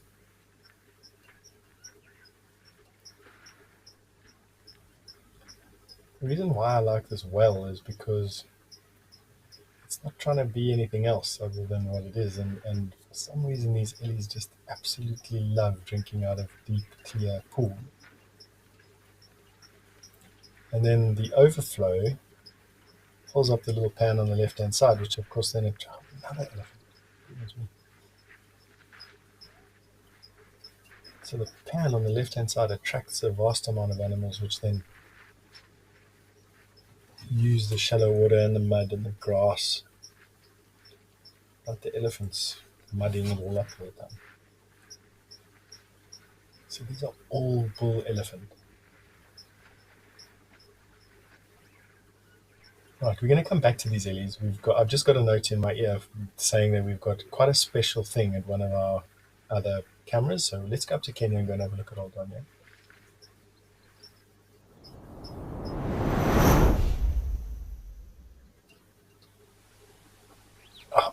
Yes. These are two secretary birds, the ninjas of the animal world. These guys are specialist snake hunters. We'll go back to those ellies in a second, but they won't stick around for too long, and they're very rare. To see secretary birds is special. They kick snakes to death. They hunt snakes. They're called secretary birds because of those feathers that you see on the back of their head, looking like so many pens that secretaries used to keep in their hair, 40 years ago, when unfortunately there was a informal caste system.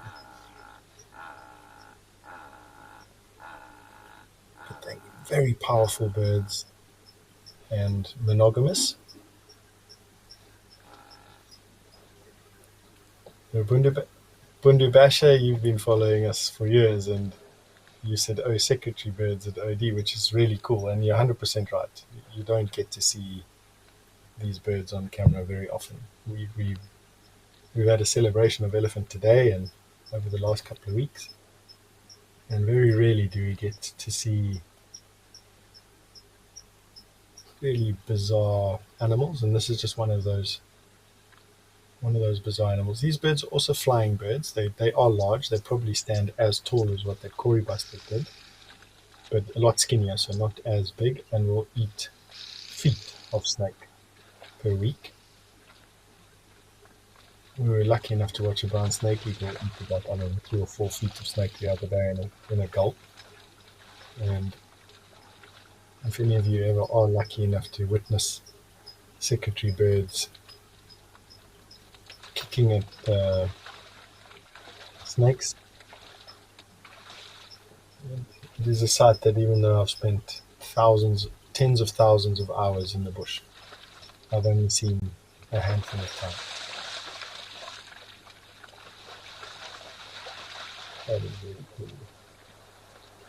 But one of the rarer ones for those of you that are keeping bird lists.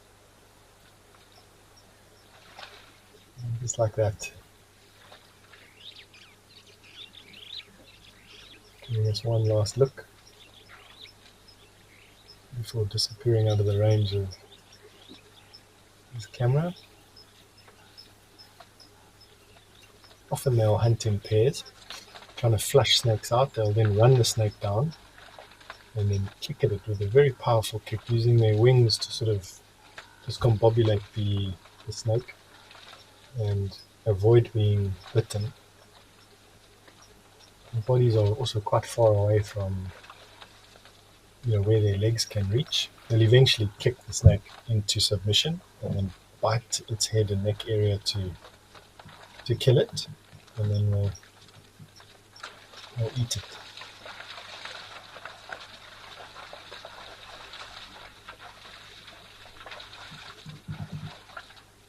Spas, you've also just made an interesting observation. It's the first time that you are seeing 2 secretary birds drinking at Old Donya. First time for me as well, so I'm super chuffed that we could share that with you. So well done. That was epic.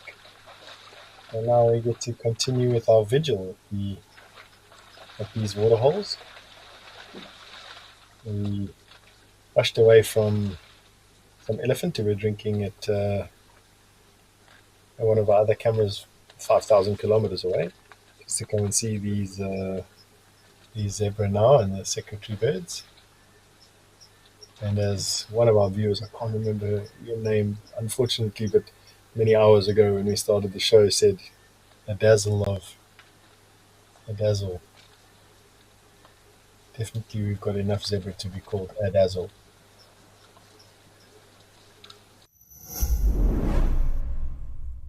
Are you looking to take your bond with the wild to the next level?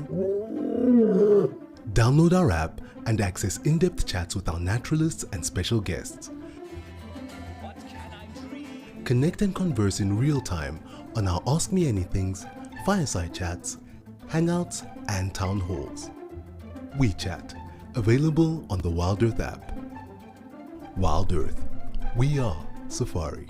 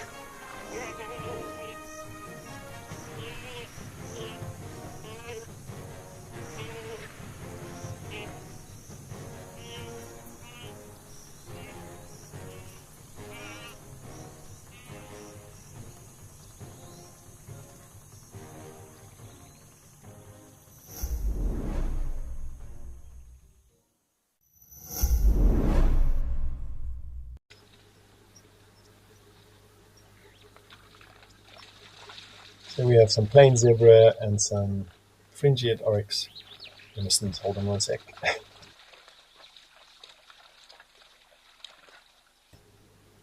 Thank goodness for a mute button. I think it would have made most of you deaf. It also gives me an opportunity to now clean my screen. I suppose we've got to keep ourselves keep ourselves entertained in any number of ways. You can notice how the difference in character between rather bold zebra and the more timid oryx. The zebra often just wade into the water without even a care, and the oryx takes the time to get in.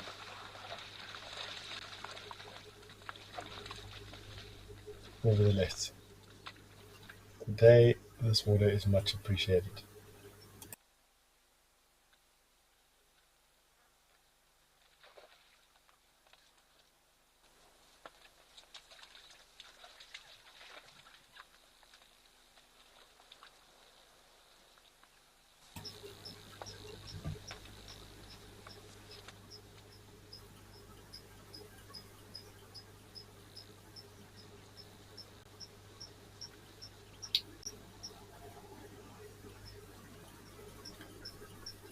So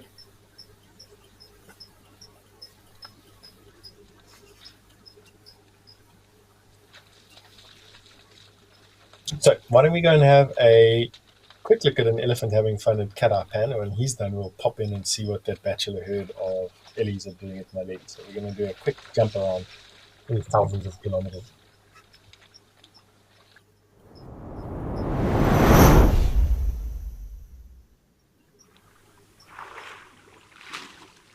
Really, really enjoying that. Gosh, this is a cool show. Anyway, we've got African cat eye pan on the screen now, and a bull elephant that we put over a peanut bath. He's forgone the fresh water in the trough on the one side. He's probably terrorizing our terrapin, who's most likely hidden up in the reeds somewhere far away from this Ellie's legs.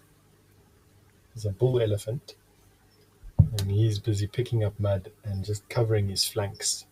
This part of Africa today is going to be over 100 degrees Fahrenheit. It's going to touch 40 degrees centigrade.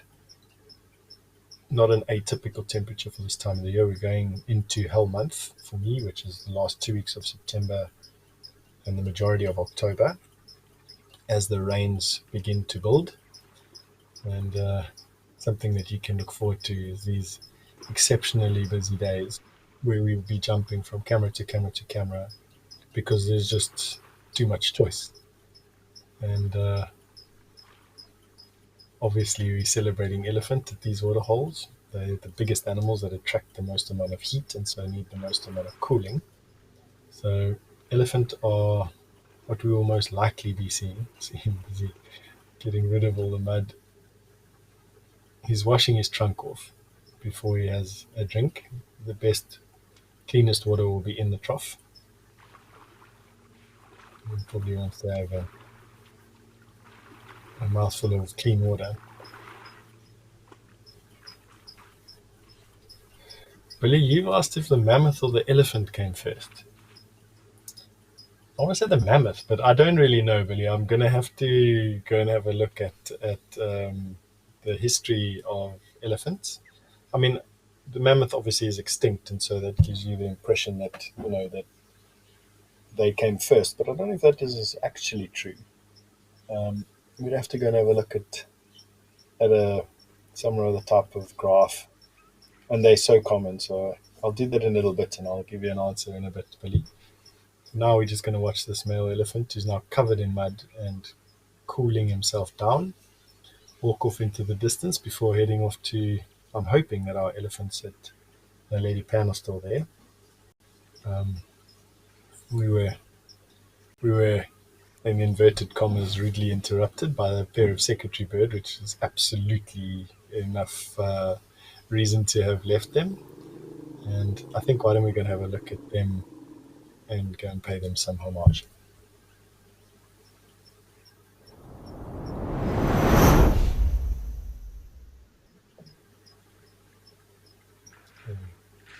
So I apologize, gentlemen, for having rudely left you like we did, but there was good reason for that, and now we've come back and we're going to celebrate your elephantness. As we were talking about, this is a bachelor herd of elephant. So no females and no youngsters. And this is a loose association of bulls. They won't be together like this all the time. And what they're doing is they're cooling themselves down. It's super hot here today, or in these areas. And being as big as what they attract a lot of solar radiation. And their ears only do so much. And so when there's an abundance of water, like this year, we've had really good rains for a few years in a row. We are treated to elephant cooling themselves down frequently. For those of you who don't know, an elephant's ears are not only just to channel sound into their ear canal to hear, but they also act as massive radiators. All the blood in an elephant's body goes through his ears in a few minutes. I can't remember what the time is now. I want to say 20 minutes, but I could be mistaken. But it's relatively quick considering how big elephants are. They lose a lot of their metabolic heat through their ears, at the back of their ears mostly. And so you'll see when they're given an opportunity, what they first do is they wet behind their ears and their flanks. so the ears would flap, cooling, causing the water to evaporate and cooling their blood even faster. And then the draft of air that the flapping creates over the flanks of the elephant cools their skin down, which is must be very pleasant. And I'm imagining it keeps the elephant active in a time of the year where being able to be active means I can eat for longer, which means that I stay healthy. If they were chased into the shadows trying to conserve heat, they wouldn't be able to eat as much food as they need and definitely wouldn't be as successful as they are. One resting his head on his buddy's butt, having a bit of a scratch, and just really enjoying one another's company.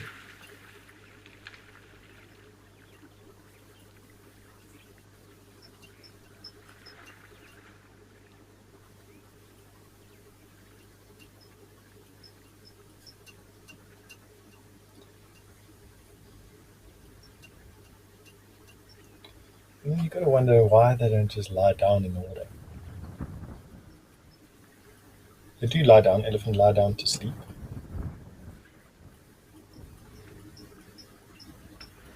But even in places like Chobe, which this time of the year, up to 100,000 elephants come onto the Chobe floodplain and stand in the middle of the sun, picking at grass and drinking water. Even there, you don't see them lying down too much. You see them swimming a lot. You don't see them lying down. And I always wondered to myself why.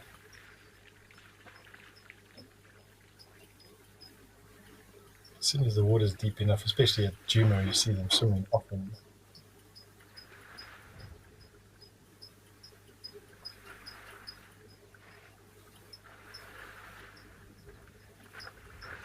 This one will probably give himself a mud bath as well. There we go. Picking up the sediment on the bottom of the pan and spraying it over themselves.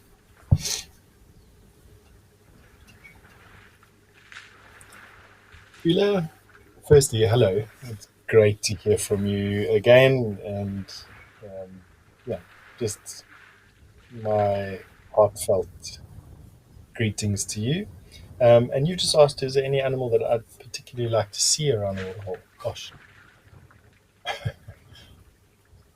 yes, I love seeing hyena and honey badger. Honey badger being my favorite animals, followed very closely by hyena, and so it would be great to see a honey badger around one or two or three of these water holes and have them do their thing. They are always busy and generally speaking up to some mischief, and it would be great to see one of them. So honey badger, which is close to a wolverine or a badger, depending on where in the world you come from, and or hyena, spotted hyena. And I would love to see a brown hyena in Modikwe or in Etosha. I've never seen one in person. It's one of those grail animals for me.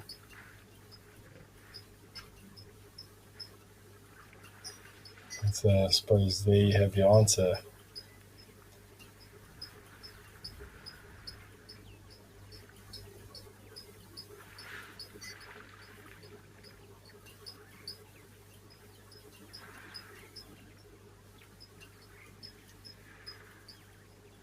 So cool watching you really have this one.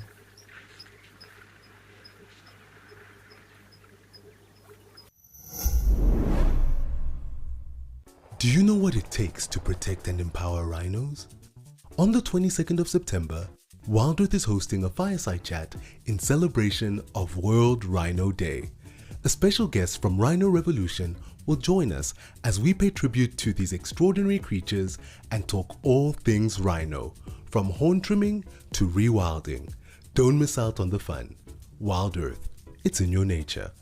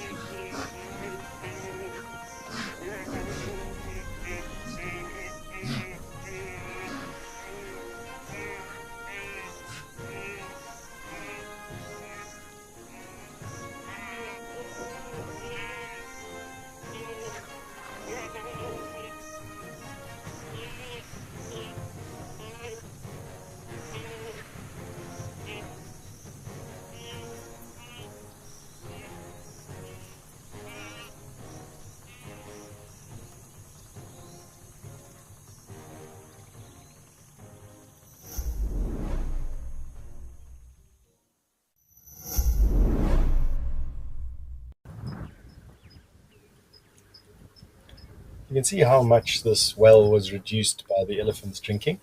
Big boys like this will drink, I don't know, upwards of 150 liters of water a day each, and that well will not hold that much water. So you can see that from when we were here earlier on in the day, I don't know, about 2 hours ago, where the impala were drinking and able to just.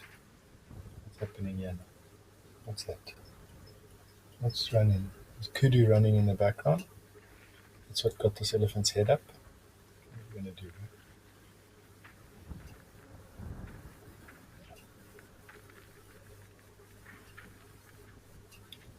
can see how aware these animals are of their environment. And it also gives you an impression about how exclusive these camera views are, where we're not bothering them at all. We just had some kudu running around. You can see this elephant's become very alert of his immediate environment. Not that he stands any danger of being preyed upon by anything, but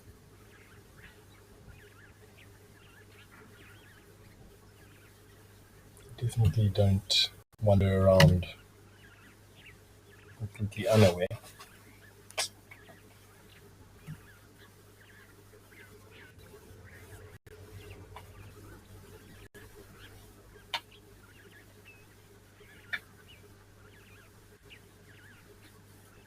You can see this elephant's just sort of not quite doing what he was doing before, not quite aware, he's listening. Things have relaxed a little bit around him. Ears are still out, still not doing anything. Just, there's a faint air of uncertainty around him. Not insecurity, just uncertainty.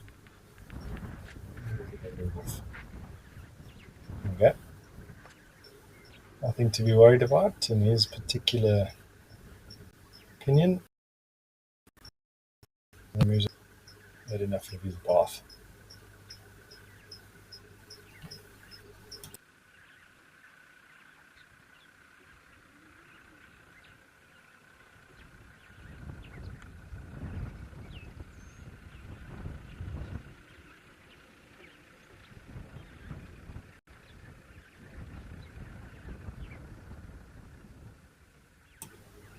Right, let's give this pan time to reset and see what else comes down to it. And why don't we go and have a look at Germano?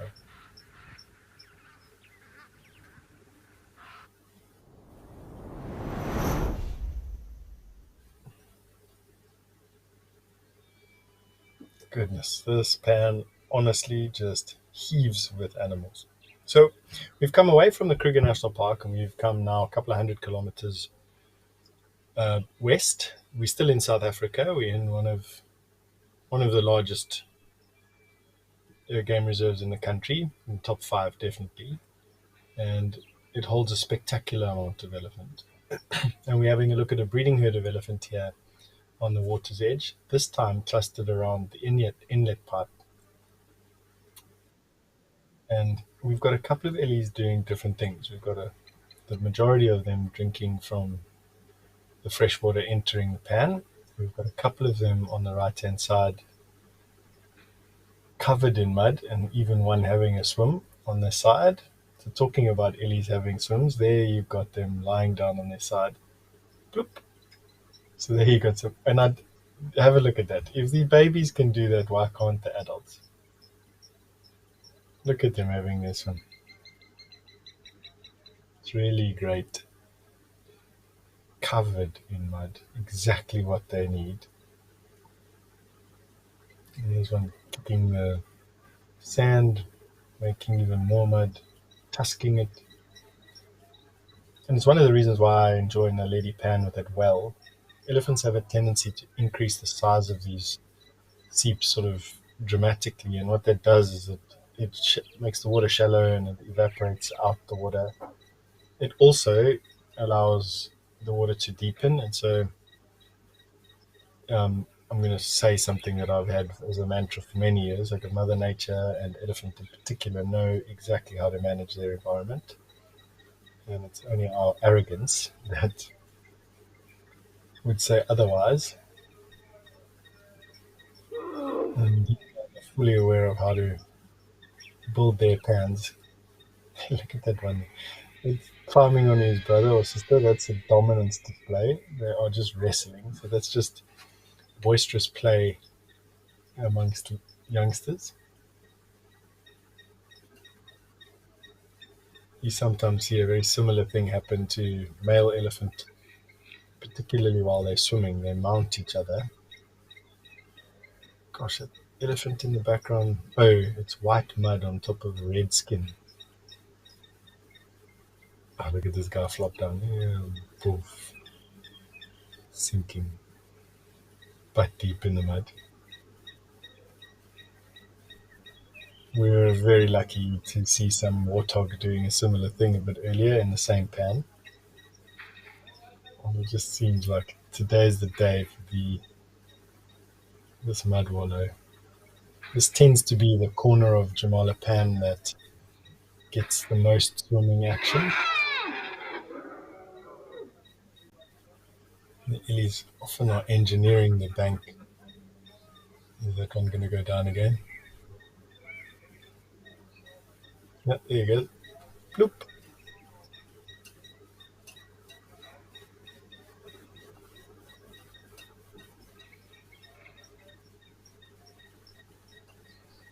So this portion, this side of the dam, with the most swimming action. At Tau in Madikwe, another dam in the area, they also the one side seems to get a lot more swimming, and it also has these steep banks. Look at that, guys, upside down. It's so cool.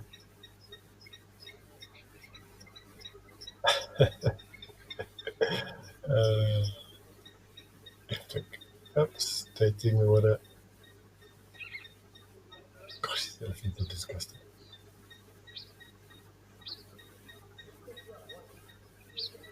It's obviously just a natural release to being relaxed and at ease. But I don't think I'd be the taste of the water whatsoever for anything else that brings here.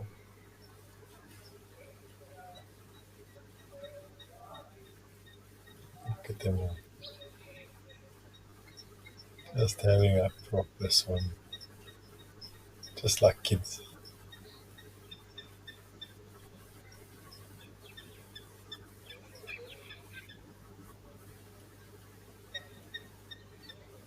That's what a privilege.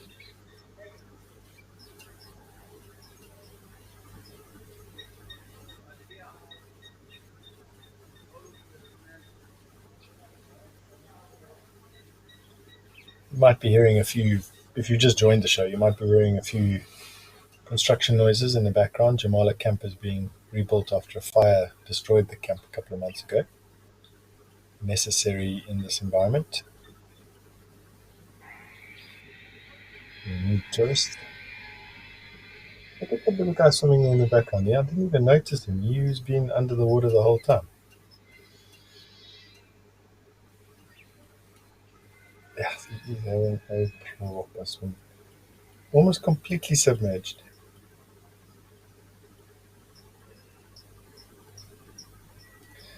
Mike, you'd like to know if elephants can breathe underwater. The simple answer is no, Mike. They need to breathe air, the same as what we do.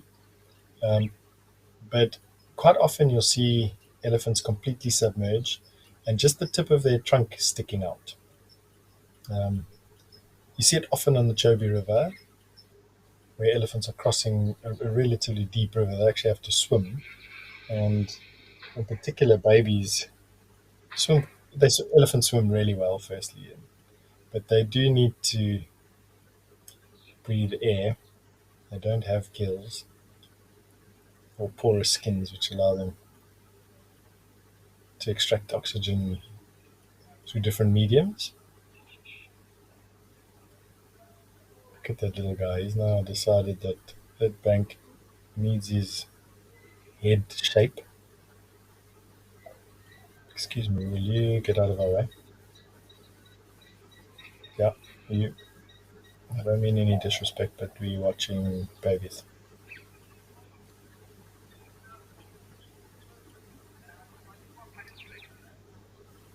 Super cool. I'm super chuffed that we saw these elephants here at Jamala. Let's go and have a look at Nkoro. We've got some illies coming up to the pan. Baby.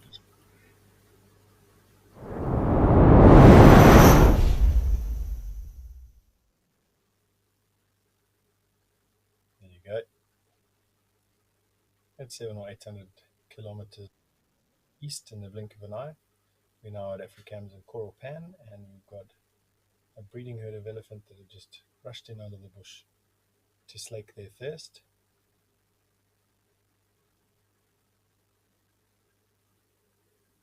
There's a youngster with them as well. There you go. It takes a while for elephant to learn how to use their trunk, and you can watch these two big elephant. Watch how dexterous they are. So there seems to be a bit of a frenzy now because they're thirsty, obviously. Shame. There isn't a freshwater inlet here, and so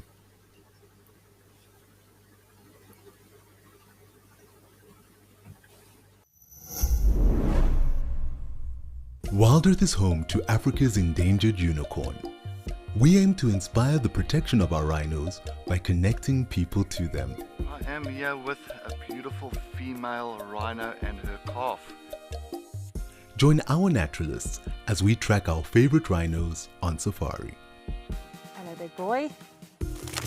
Watch it live and join the rush this Rhino Day with WildEarth.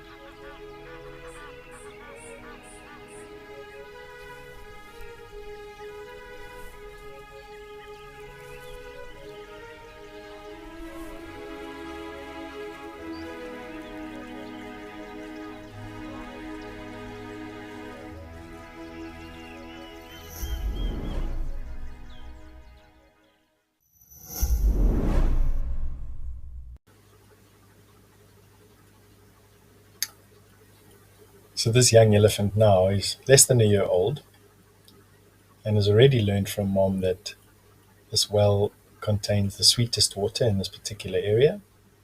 And although she rushed in and quickly had a drink just to stave off the immediate need, she's now finishing her drink in the well to such a degree that I think they're actually going to have to slow down their drinking and wait for it to fill up again.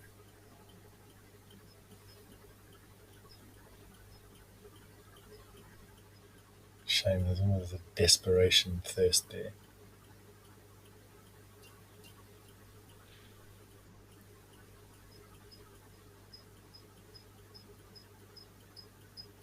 Amazing to see. Goodness, we've had an incredible day today with sightings. It really has been an elephant fest and so many locations.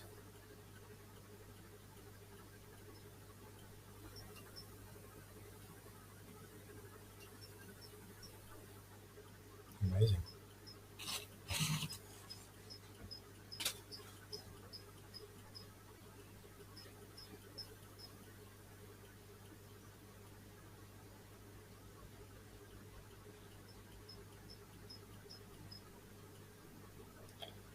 can see that these ellies have slaked their thirst now, but I am told that our secretary birds have managed to come back to Old Donia. And so why don't we go and have a look at a rather special species in the last few minutes of the show.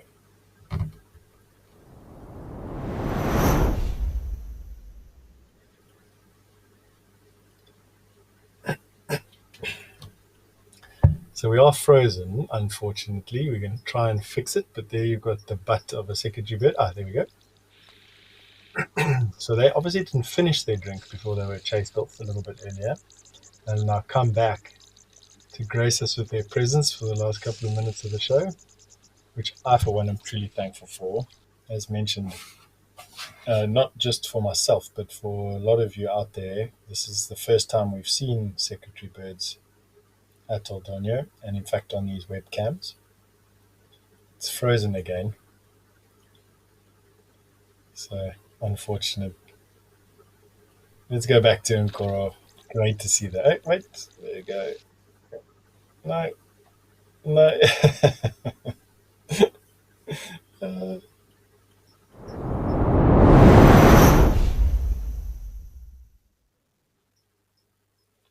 all right, we tried really hard to bring you those secretary birds, but the tech gremlins were today not playing with us. But you'll excuse us, I'm sure, because of the fact that we are coming to you live from some of the most remote places on Earth. And we'll just stay with these ellies for the last 2 minutes or so. What we've seen is this small herd of elephant come in, rush in fact, slake their thirst, and then mom teach baby that the best water is from this well. And they've spent the larger portion of their drinking episode today drinking out of this well and making sure that they get all the water that they need.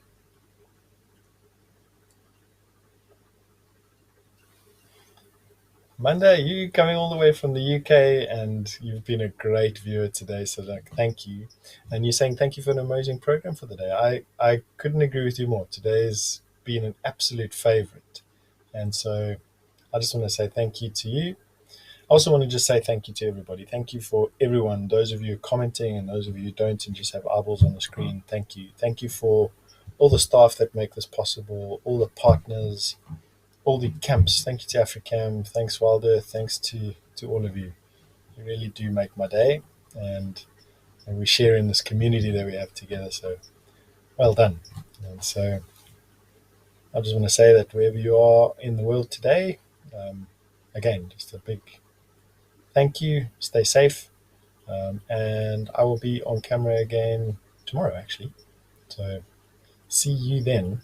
And until then, I'm going to say cheers, and we'll close off with these ellies having their last drink.